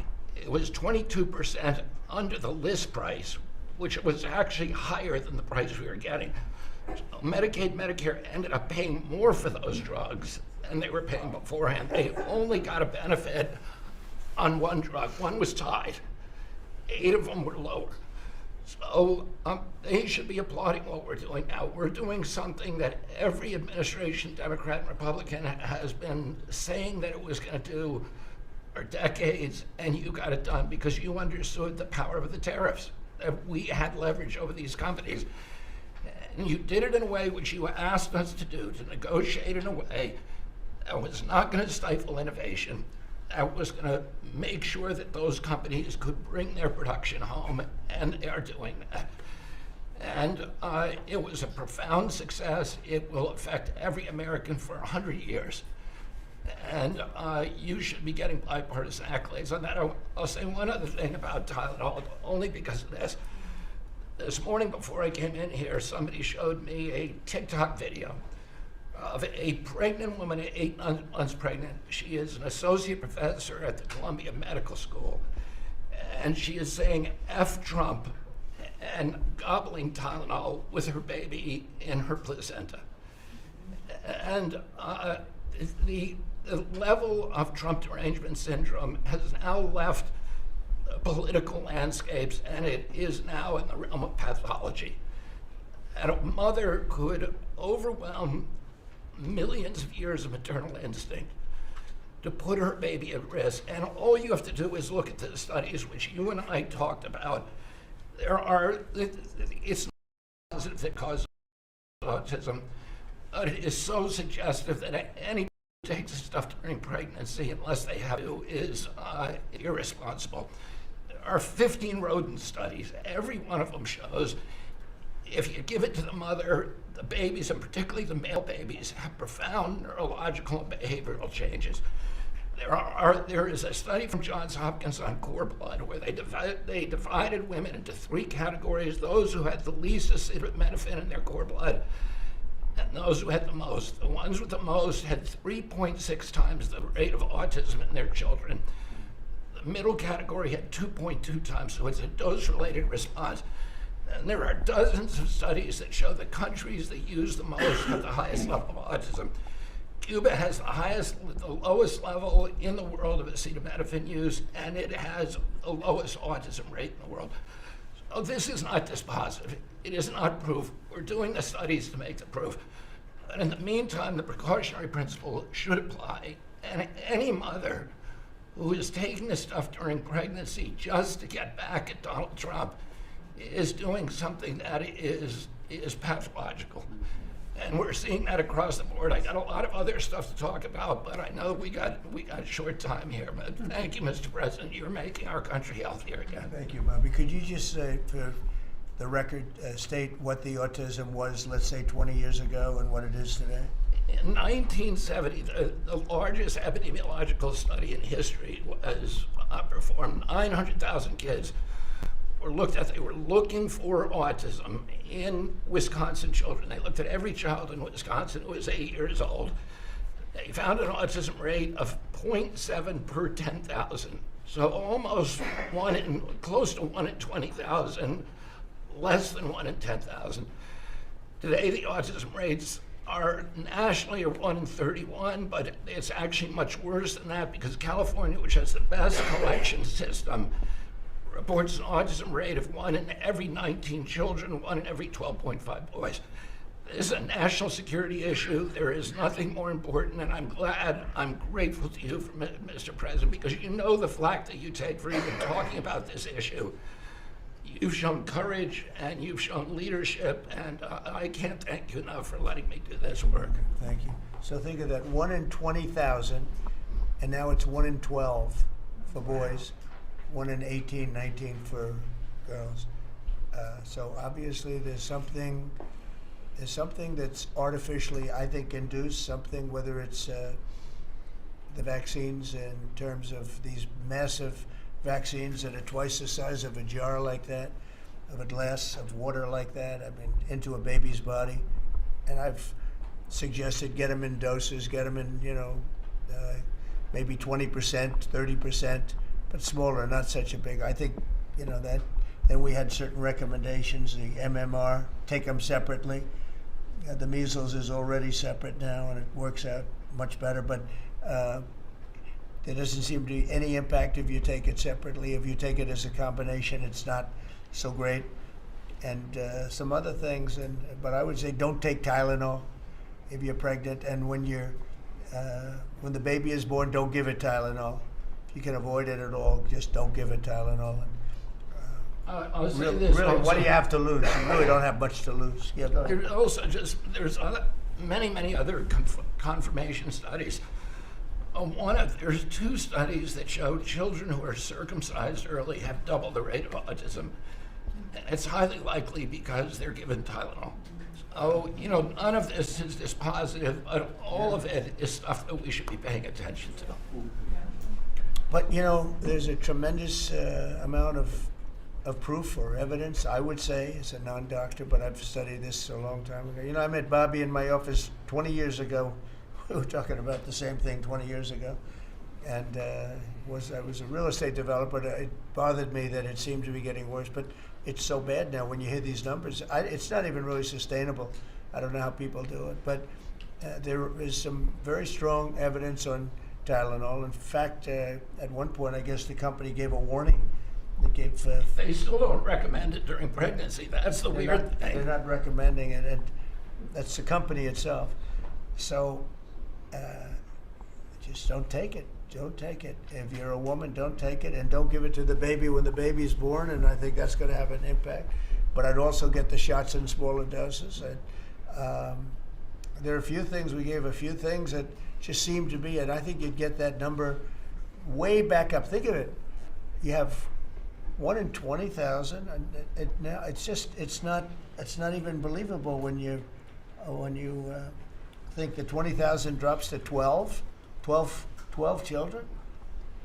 So that's induced by something that's given or taken, and it should be able to be stopped. And you were talking about the Pennsylvania Dutch, you were talking about the Amish, where they don't take any of this stuff, and they have virtually none, right? They have no autism. So we're doing something very bad. Somebody's been given some bad things. Other countries, by the way, we have 82 vaccines that we give simultaneously. And I'm a vaccine believer, by the way. I believe in the polio vaccine. I believe in a lot of vaccines. But when you give 82 vaccines in a shot to a little baby that hasn't even formed yet, it's a lot of vaccines. And in Japan, they give a much smaller number. In Germany, they give a much smaller, like 28 vaccines. That's a lot too, but 28's a lot different than 82. So, but I would say on the Tylenol, don't take it, and that will be. I think it's going to be a big factor. I think it'll be a very good result, and I hope we're going to be able to see that result in the not too distant future. Because certainly, people have heard us loud and clear. That's why I bring it up again. That's why I asked you to talk about it. because this is a horrible thing. And if you don't take it, I mean, you have to tough it through sometimes. There are other things you can do, but you have to tough it out. It's easy for me to say. But I think you're going to see numbers that will be it'll be so significantly improved, and maybe fully improved. I mean, there's something there, there's something going on, and we have to address it. And so I'm addressing it the best I can as a non-doctor, but I'm a man of common sense. Okay, any other questions? I'd like to comment on Yeah, the please. report. Mr. President, a lot of people are calling to give you the Nobel Peace Prize after this peace deal that you managed to achieve in the Middle East. First of all, your opinion on that, and I was wondering about your trip to the Middle East, if you can tell us if you're considering to speak at the Knesset, at the Israeli parliament. Well, they asked me to speak at the Knesset, and I've agreed to. If they would like me to, I will do it. It's the first time a president has ever done that, so that makes it very interesting, right? Yeah. But yeah, so I will do it if they want me to. They have asked me to do that. Thank you. Families of hostages are out in the streets in Israel dancing and crying tears They're of all joy. dancing in the streets right now. They're dancing in the streets. They're so happy. Everybody's happy. They're dancing in the streets of Arab countries, Muslim countries. I've never seen anything like it. Everybody is happy. It's been really amazing. Thank you. President Trump, on the international peacekeeping force that's going to deploy to Gaza soon, do you expect that Pakistan, Turkey, other countries to contribute forces? Has that become firmed up? And also, on the shutdown, it seems like in the House there's a majority support for a temporary extension of the Obamacare subsidies, perhaps minus the funds for illegal immigrants. Is that how you see the deal to end the shutdown happening? Well, I see the deal just getting extended as we continue to talk, but we're willing to pay because we're paying. It's very simple. We're paying. And the Democrats are the ones that caused this problem, and it's a big problem for them. And they have a lot of break in their ranks. But so I see that, I think that'll get worked out. But we want to get back before we do this. We don't want to have a gun held to our head. We don't like that, and the public doesn't like it either. So we want to get back, and I think it's going to work out. I think it's going to work out very well. It's something that shouldn't have happened. This was supposed to take place before the election. This was supposed to take place on September 28th before the election. We shouldn't even be talking about this right now. This is actually something that shouldn't have even happened. Yeah, please. Mr. President, looking ahead, what guarantees Hamas disarms and that Israel doesn't resume bombing once the hostages Well, the are first thing released? we're doing is getting our hostages back, okay? And that's what people wanted more than anything else. They wanted these hostages back that have lived in hell like nobody has ever even dreamt possible. And after that, we'll see. But they've agreed to things, and I think it's going to move along pretty well. But what is phase two? When Well, does I'm it not going to begin? talk about that because you sort of know what phase two is, but there will be disarming, there will be pullbacks, there will be a lot of things that are happening. I gave you a whole list of 22 different things that will take place. And I think it'll take place, and I think you're going to end up with peace in the Middle East. But we have to get our hostages back. And we weren't going to do it at the end. We're going to do it at the beginning. We said we want them at the beginning. We're not doing it. We got the hostages back. We did, as a group with Steve and Jared and Marco and me and all of us. We got the hostages back. We got many of them back. Many, unfortunately, were dead. But we got many back that are now living with their families, with their parents in many cases, and with their husbands, families, wives. Many of them, they celebrate all over. They're the ones that are celebrating the loudest. They're all over. There are a lot of them that we got out. But the last 20, and I always said the last ones are going to be the most difficult. But it's been a very big deal getting the hostages out. But the rest is going to take place too. And can you promise Palestinians they will be able to stay? Well, they know exactly what we're doing. We're going to create something where people can live. You can't live right now in Gaza. The place it's a horrible situation. Nobody's ever seen anything like it. So yeah, we're going to create better conditions for people. Yeah, please. Mr. President, excuse me, what kind of security guarantees is the United States going to make for Gaza? Well, we're going to work with very wealthy countries that love people, frankly. I know them very well. They love people, but they love Arab people, and they love Muslims, and they love I think right now they love everybody, and they're immensely wealthy, and they're going to be involved in putting up money. And for them, it's a small amount of money. For somebody else, it's a large amount of money. But you know, these are the wealthiest countries in the world, and they'll be very much involved in making it as good as possible. And what's your take now on a two-state solution, sir? Just to follow up on that. On what? What is your view now on a two-state solution today? I don't have a view. I'm going to go with what they agree to. Mr. President, given that there are some tough provisions for Israel in this agreement, are you at all concerned that Bibi Netanyahu may not continue in his post and be deposed? That Bibi may go a little bit out of whack. That he may no longer be Prime Minister. Look, that's politics. It could be. I don't know. I think he's very popular right now. He's much more popular today than he was 5 days ago, I can tell you. Right now, I think maybe people shouldn't run against him. 5 days ago, it might not have been a bad idea. No, Bibi's this has been a very good thing. I don't think he did it for that reason, okay? But I think just looking as an analyst would look at this, I think Bibi should be very popular right now. Yeah, please. What will happen if Hamas says that it cannot locate or was not able to find all of the deceased hostages' bodies within the time? Well, we'll have to see. I think that's going to be, it's largely been answered. We know where most of them are. Actually, the bodies are a bigger problem because some of the bodies are going to be a little bit hard to find. It's a terrible thing to discuss even, but you understand, we're all people, we're grown-ups, we understand life. Nobody can understand this stuff because this could have taken place, but we have the hostages for the most part, and so I don't think it's going to be overly big. The situation with the bodies, you know, they say 28. Some are going to be a little bit hard to find, but we're going to do the best we can. Yeah, please, behind you. Yeah, behind you. Please. Thank you, sir. Regarding Jared Kushner's role in negotiations, can you explain a little bit about why he came on at the last minute? And then in regards to the WIC program that the Vice President mentioned, do you know when the funding that you promised through the tariff revenue will actually go through to communities? Because there's reports that WIC providers are actually starting to close down today. Well, okay, let me just answer the Jared. So Jared's a very smart guy. He did the Abraham Accords.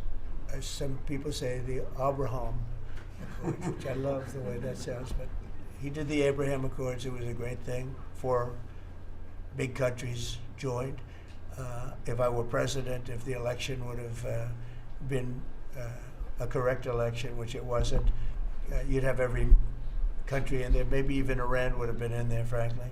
But you'd have every country in. Now, by the way, that's going to be filled up rather quickly. People want to join the Abraham Accords. And I put Jared there because he's a very smart person, and he knows the region, knows the people, knows a lot of the players. And the combination of him and Steve Witkoff and Marco and Cooper, who is, as I hear, has been fantastic, and others that were involved. JD was very much involved. I mean, we had a very smart group of people working. We had a lot of different players, different countries, and very diverse countries, very different from each other. They had certain things in common, but they had a lot of things, mostly things that were not at all common to their countries. So we had a very smart group of people. These are high IQ people. Okay, you know, I talk about how many low IQ people we have in our government. We got some real low ones, but some shockingly low. But these are very high IQ people, and that's what we want. I like high IQ people. Yeah. Mr. President, thank you. Can I ask you about the China? You're meeting with President Xi. The Chinese have now set to put in new export controls on rare earth minerals, and they've stopped buying soybeans from the U.S. What do you hope to get out of that meeting now with President Xi? Well, we'll see. I mean, I just heard this a little while ago before we came in, so I haven't been briefed on it. The export. I mean, look, we have the ultimate export. We have import, and we have export. We import from China massive amounts, and you know, maybe we'll have to stop doing that. But I don't know exactly what it is. Neither do you. Neither does anybody. It's a little bit soon. I just heard about it. So Scott and Howard will figure that out, and I'm sure we'll be able to handle it. Could I ask you about the soybeans? What is the plan to help farmers? Is it direct checks? Is it tax? Have you sorted that out yet? Well, what happens with soybeans is we're going to see more and more, I think, opening up. And part of the reason that we'll be he's got things that he wants to discuss with me, and I have things that I want to discuss with him. And one of the things is soybeans. I had a great deal with China where they would buy $50 billion worth of our farm product and manufacturing and other things, but farm product. And it was going along well. Then when the election turned out to be a rigged election and we had the wrong guy get in there, he didn't do anything about it. I used to call up President Xi every 2 weeks, or I'd call up people in China, say, you got to keep going. You're not buying the amount that you agreed to. And this went on for, ever since we signed the agreement. It was a great agreement. So they used to do 15 billion, and I got it up to 50 billion, 50, and it was great. Then when Biden got in, they just never adhered to the agreement, and nobody in Biden's group, as you can imagine, did anything about it. So it just sat there for 4 years, and they didn't adhere to the agreement. And we, it's hard to go back after 4 years of nobody calling them, but I used to call them every 2 weeks. I'd say, you're a little low, or I appreciate it. Oftentimes I'd say, thank you very much. You are totally adhering to the agreement. But we had an agreement, they would buy $50 billion worth of our product, mostly farm product. And remember I said to the farmers, buy larger tractors and more land. And that's exactly what happened. They did well. But we do suffer. I'd like you to discuss that maybe for a second, Brooke. Very quickly, by the way. Yes, sir. But would you just talk about how Biden let us down? Biden, every single thing, every problem the farmer has is because Biden didn't do anything for 4 years. Go ahead. No, I think that's right. This president has been unequivocal in his support of the farmers. First of all, in term one, we worked on it so hard and opened up markets, but especially this term. But here's what everyone has to understand. The farm economy is in a very uncertain time. But that isn't because of the current trade negotiations, although certainly the China part is part of that. But we inherited a slew of issues. First of all, as the president said, when we left Trump 1, we had an agriculture trade surplus. When we came back for Trump 2, it was a $50 billion ag deficit. That isn't everything, that's just agriculture. The second part is the cost of inputs for our farmers increased on average between 30 and 38%, but that includes fertilizer, it includes fuel, it includes interest rates, it includes labor. All of this came about under Joe Biden, a 47% increase in the cost of labor that now Secretary Chavez-DeRimmer and Noam and I are working on. Fuel is coming down, thank you. Interest rates, thankfully, are coming down. A 73% increase in interest rates for our farmers. They couldn't get loans to make sure that they could move forward. So that's all really, really important. And I think we have to realize what the president's commitment is this, that we're moving into an era of rural prosperity, of a golden age for our farmers in rural America. The trade renegotiations and the trade realignment that Jameson and Scott and Howard have led with the president's leadership is unlike anything that's happened in the history of our country. And those that will benefit the most are the original Americans, our farmers and our ranchers. The president has committed, if we need a bridge, he has talked about that to get us from the Biden years to the new Trump era. That's what we're working on every day. We've got to get the government reopened so that we can move forward on that. And once we do, we'll be able to move out a significant program to help our farmers. Long term, we have to change this hamster wheel of government. We've got to ensure that the farmers have the market to sell, and it's a national security issue and onshoring a lot of the food as well. So, sir, thank you. Thank you, everybody. I think that's enough. Thank you, press. Thank you, press. Let's go. Thank you, guys. The country is doing very well. Thank you very much, everybody. Thank you, press. Let's go. Thank you.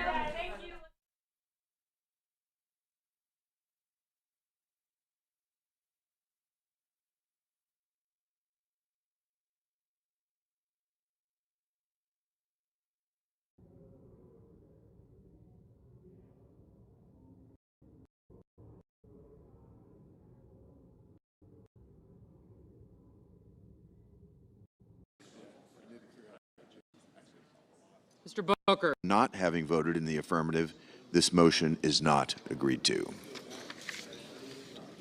The clerk will report the motion to invoke cloture. Cloture motion. We, the undersigned senators, in accordance with the provisions of Rule 22 of the Standing Rules of the Senate, do hereby move to bring to a closed debate on the motion to proceed to Calendar 168, H.R. 5371, an act making continuing appropriations and extensions for fiscal year 2026 and further purposes, signed by 17 senators. By unanimous consent, the mandatory quorum call has been waived. The question is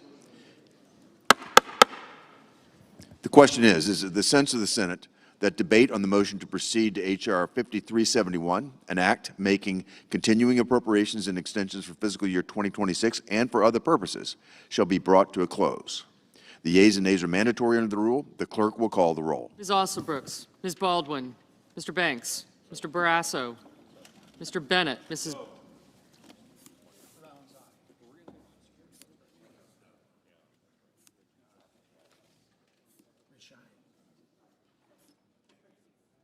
Mr. McCormick? Blackburn? Gotcha. Mrs. Blackburn.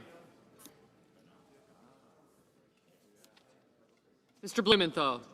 Yeah. Thank you. Ms. Blunt-Rochester. Mr. Booker. Mr. Bozeman. Mrs. Britt. Mr. Budd. Ms. Cantwell. Mrs. Capito. Ms. Collins. Mr. Cassidy. Ms. Collins. Mr. Coons. Mr. Cornyn. I got you.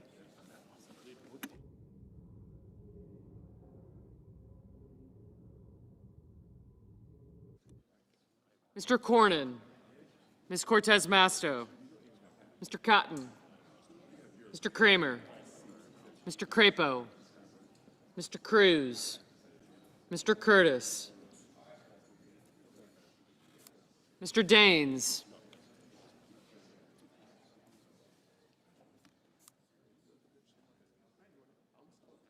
Ms. Duckworth. Mr. Durbin. Ms. Ernst. Mr. Fetterman. Mrs. Fisher. Mr. Gallego. Mrs. Gillibrand. Thanks. Mr. Graham. Mr. Grassley. Mr. Haggerty. Ms. Hassan. Mr. Hawley, Mr. Heinrich. Mr. Hickenlooper. Ms. Hirono. Mr. Hoven.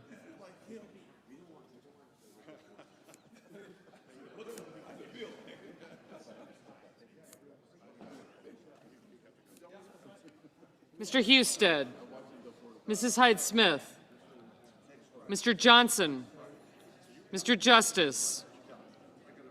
Mr. Kane. Mr. Kelly. Mr. Kennedy. Mr. Kim. Mr. King. Ms. Klobuchar. Mr. Langford. Mr. Lee. Mr. Lujan. Ms. Lummis. Mr. Markey. Mr. Marshall. Mr. McConnell. Mr. McCormick. Mr. Merkley. Mrs. Moody. Mr. Moran. Mr. Marino. Allen. Murkowski. Mr. Murphy. Mrs. Murray.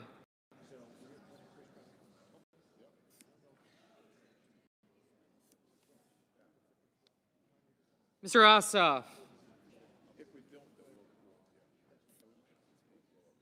Mr. Padilla. Mr. Paul. Mr. Peters. Mr. Reed. Mr. Ricketts. Mr. Risch. Ms. Rosen.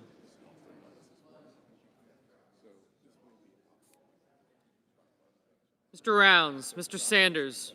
Mr. Schatz.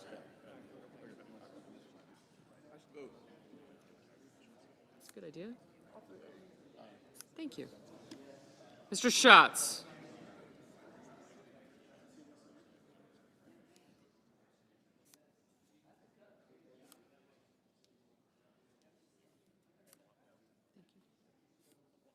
Mr. Schiff. Mr. Schmidt. Mr. Schumer. Mr. Scott of Florida, Mr. Scott of South Carolina. Mrs. Shaheen. Mr. Sheehy. Ms. Slotkin. Ms. Smith.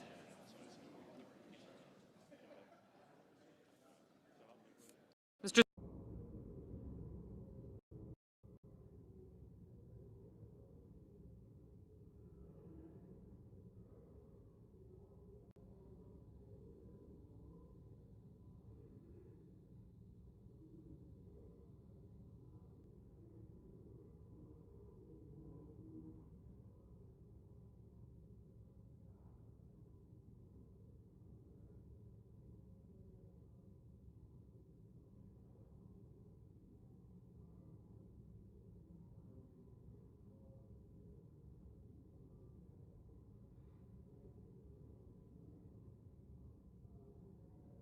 Mr. Grassley. Aye. Mr. Padilla. No.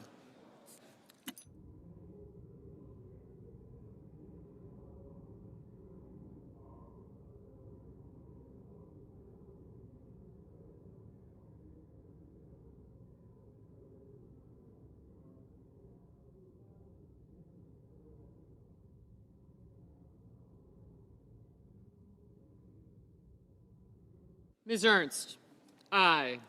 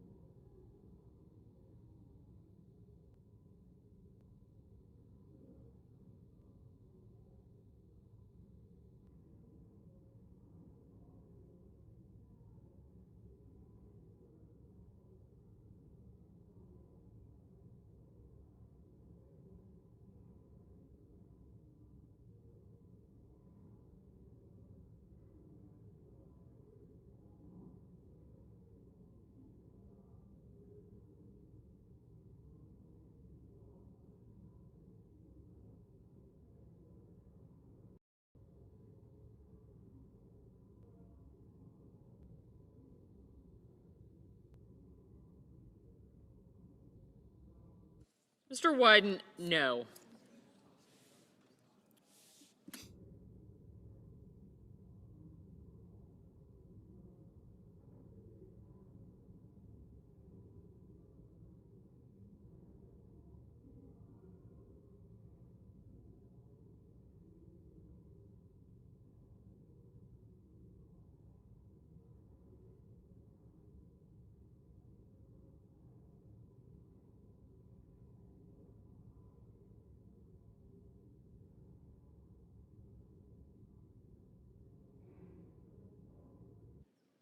Ms. Serrano, no.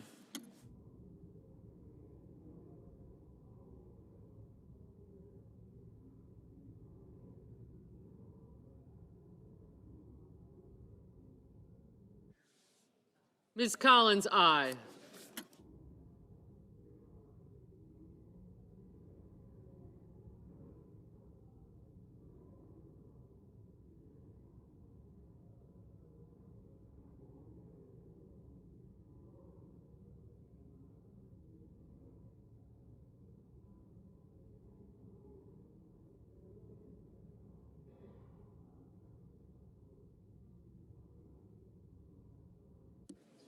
Mr. Moran, aye.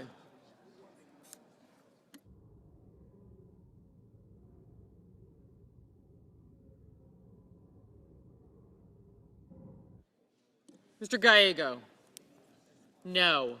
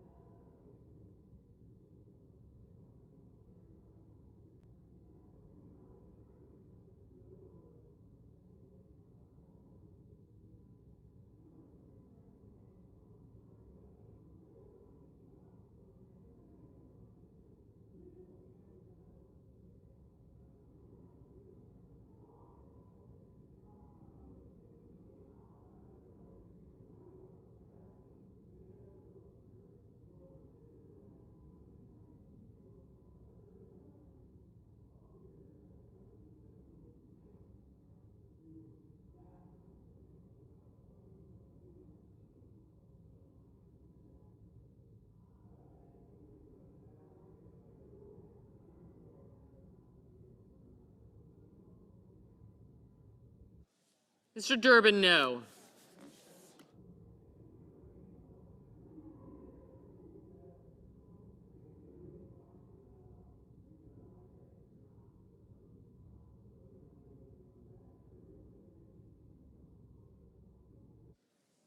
Mr. Young, aye.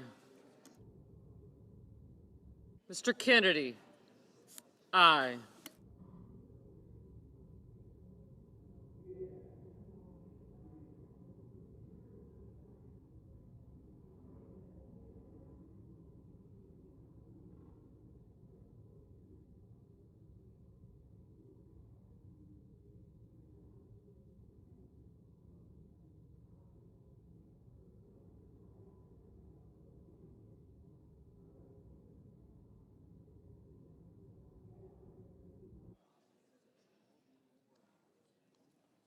Mr. Barrasso, aye.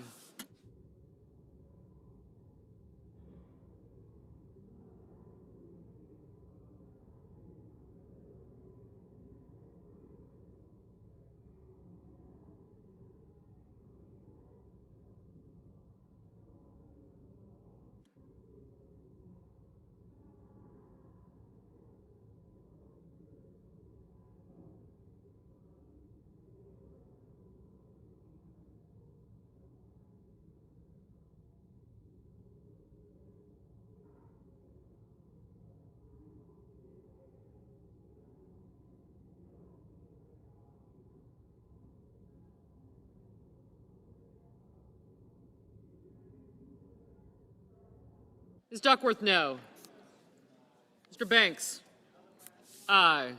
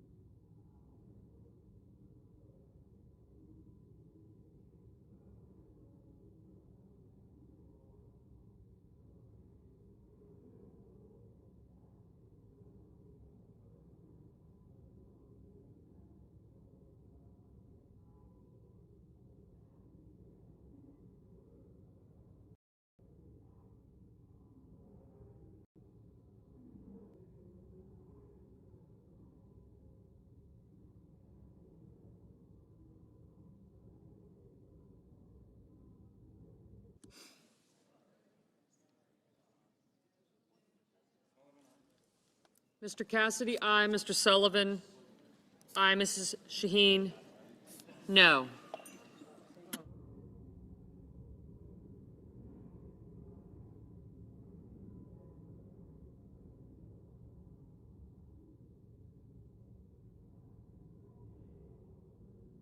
Ms. Cantwell, no.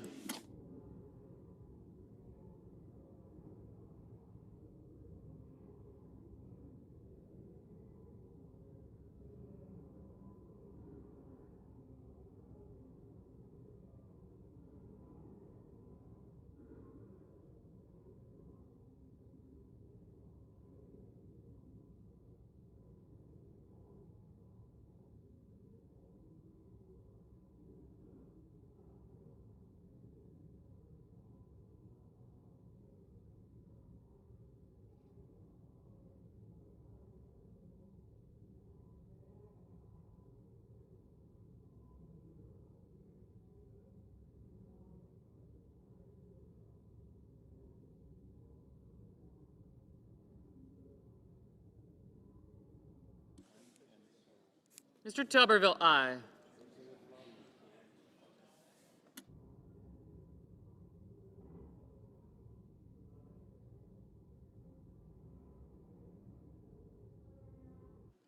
Mrs. Gillibrand, no.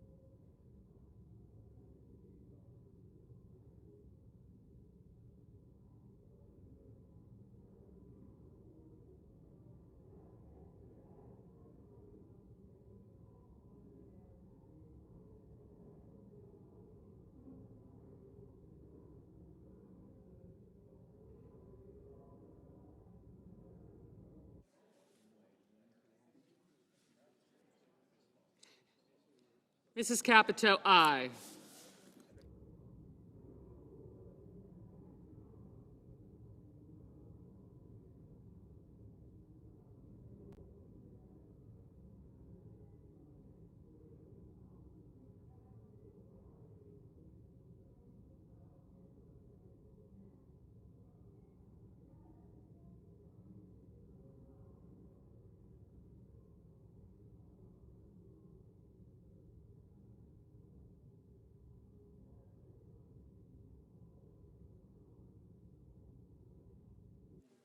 Mr. Johnson, aye. Ms. Murkowski, aye.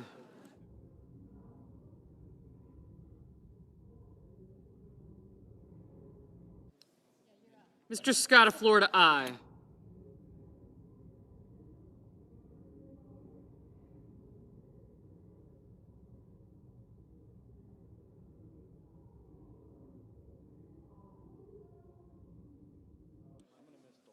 Ms. Baldwin, no.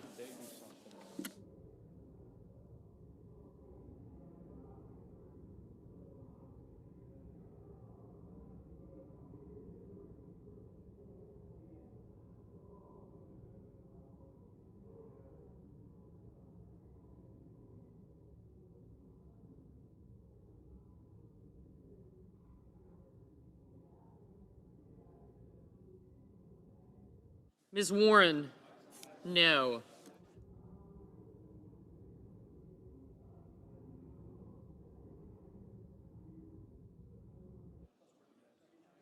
Ms. Alsobrooks, no. Mr. Warnock, no.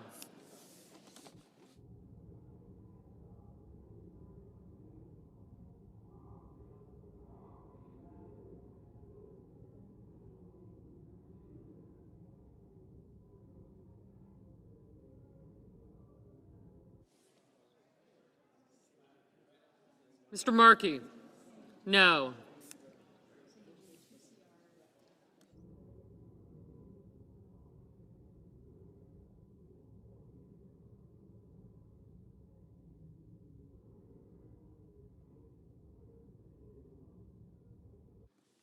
Mr. Hoven, aye.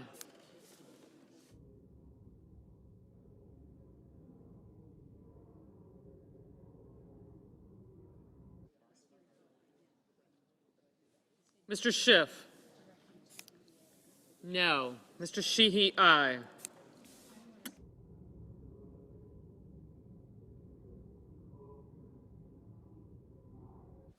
Mr. Wicker, aye.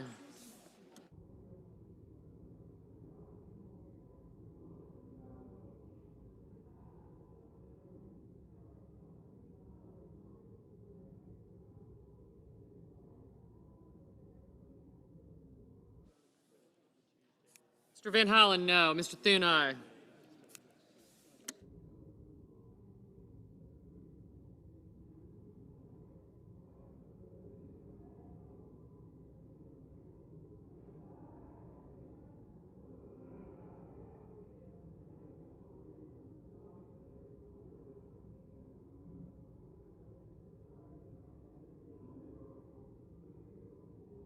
Mr. Budd, aye.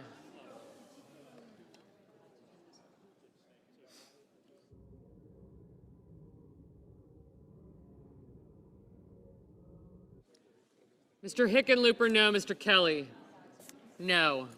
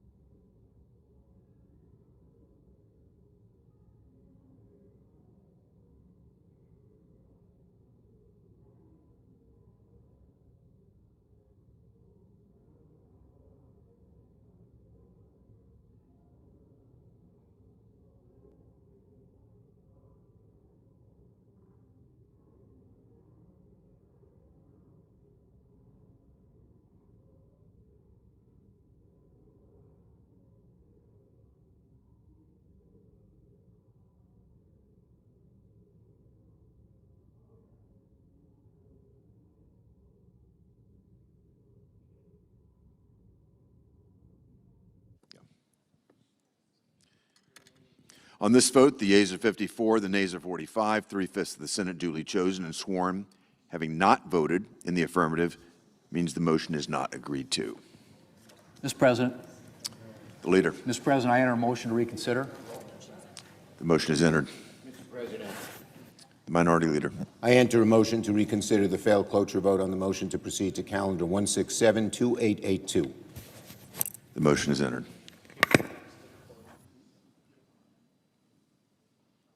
Mr. President, I suggest the absence of quorum. The clerk will call the roll. Ms. Alsobrooks.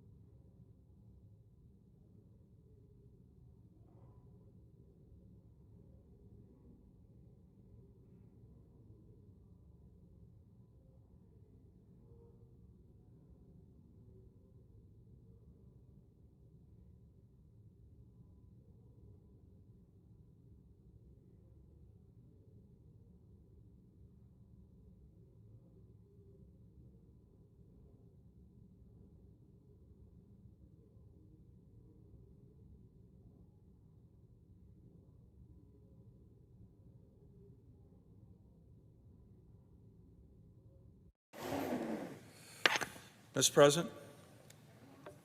Senator from Alaska is recognized. Mr. President, I move to vitiate the quorum call. Without objection. Mr. President, I move to proceed to HJ Res 106. The question is on the motion. As for the yeas and nays, Is there a sufficient second? It appears to be.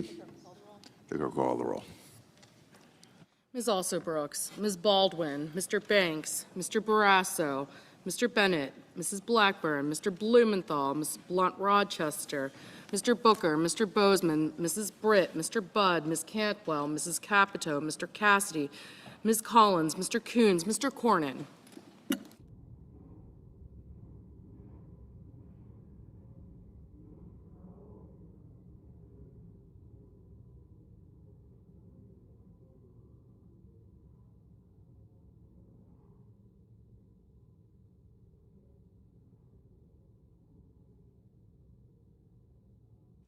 Ms. Cortez Masto. Mr. Cotton. Mr. Kramer. Mr. Crapo. Mr. Cruz. Mr. Curtis. Mr. Daines. Ms. Duckworth. Mr. Durbin. Ms. Ernst.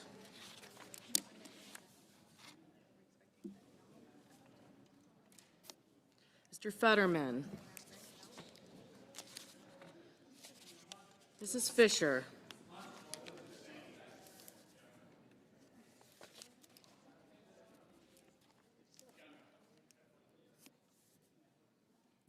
Mr. Gallego.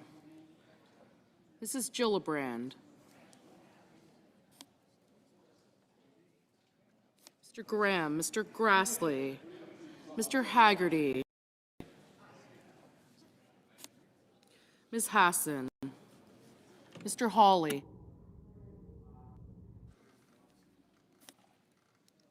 Mr. Heinrich,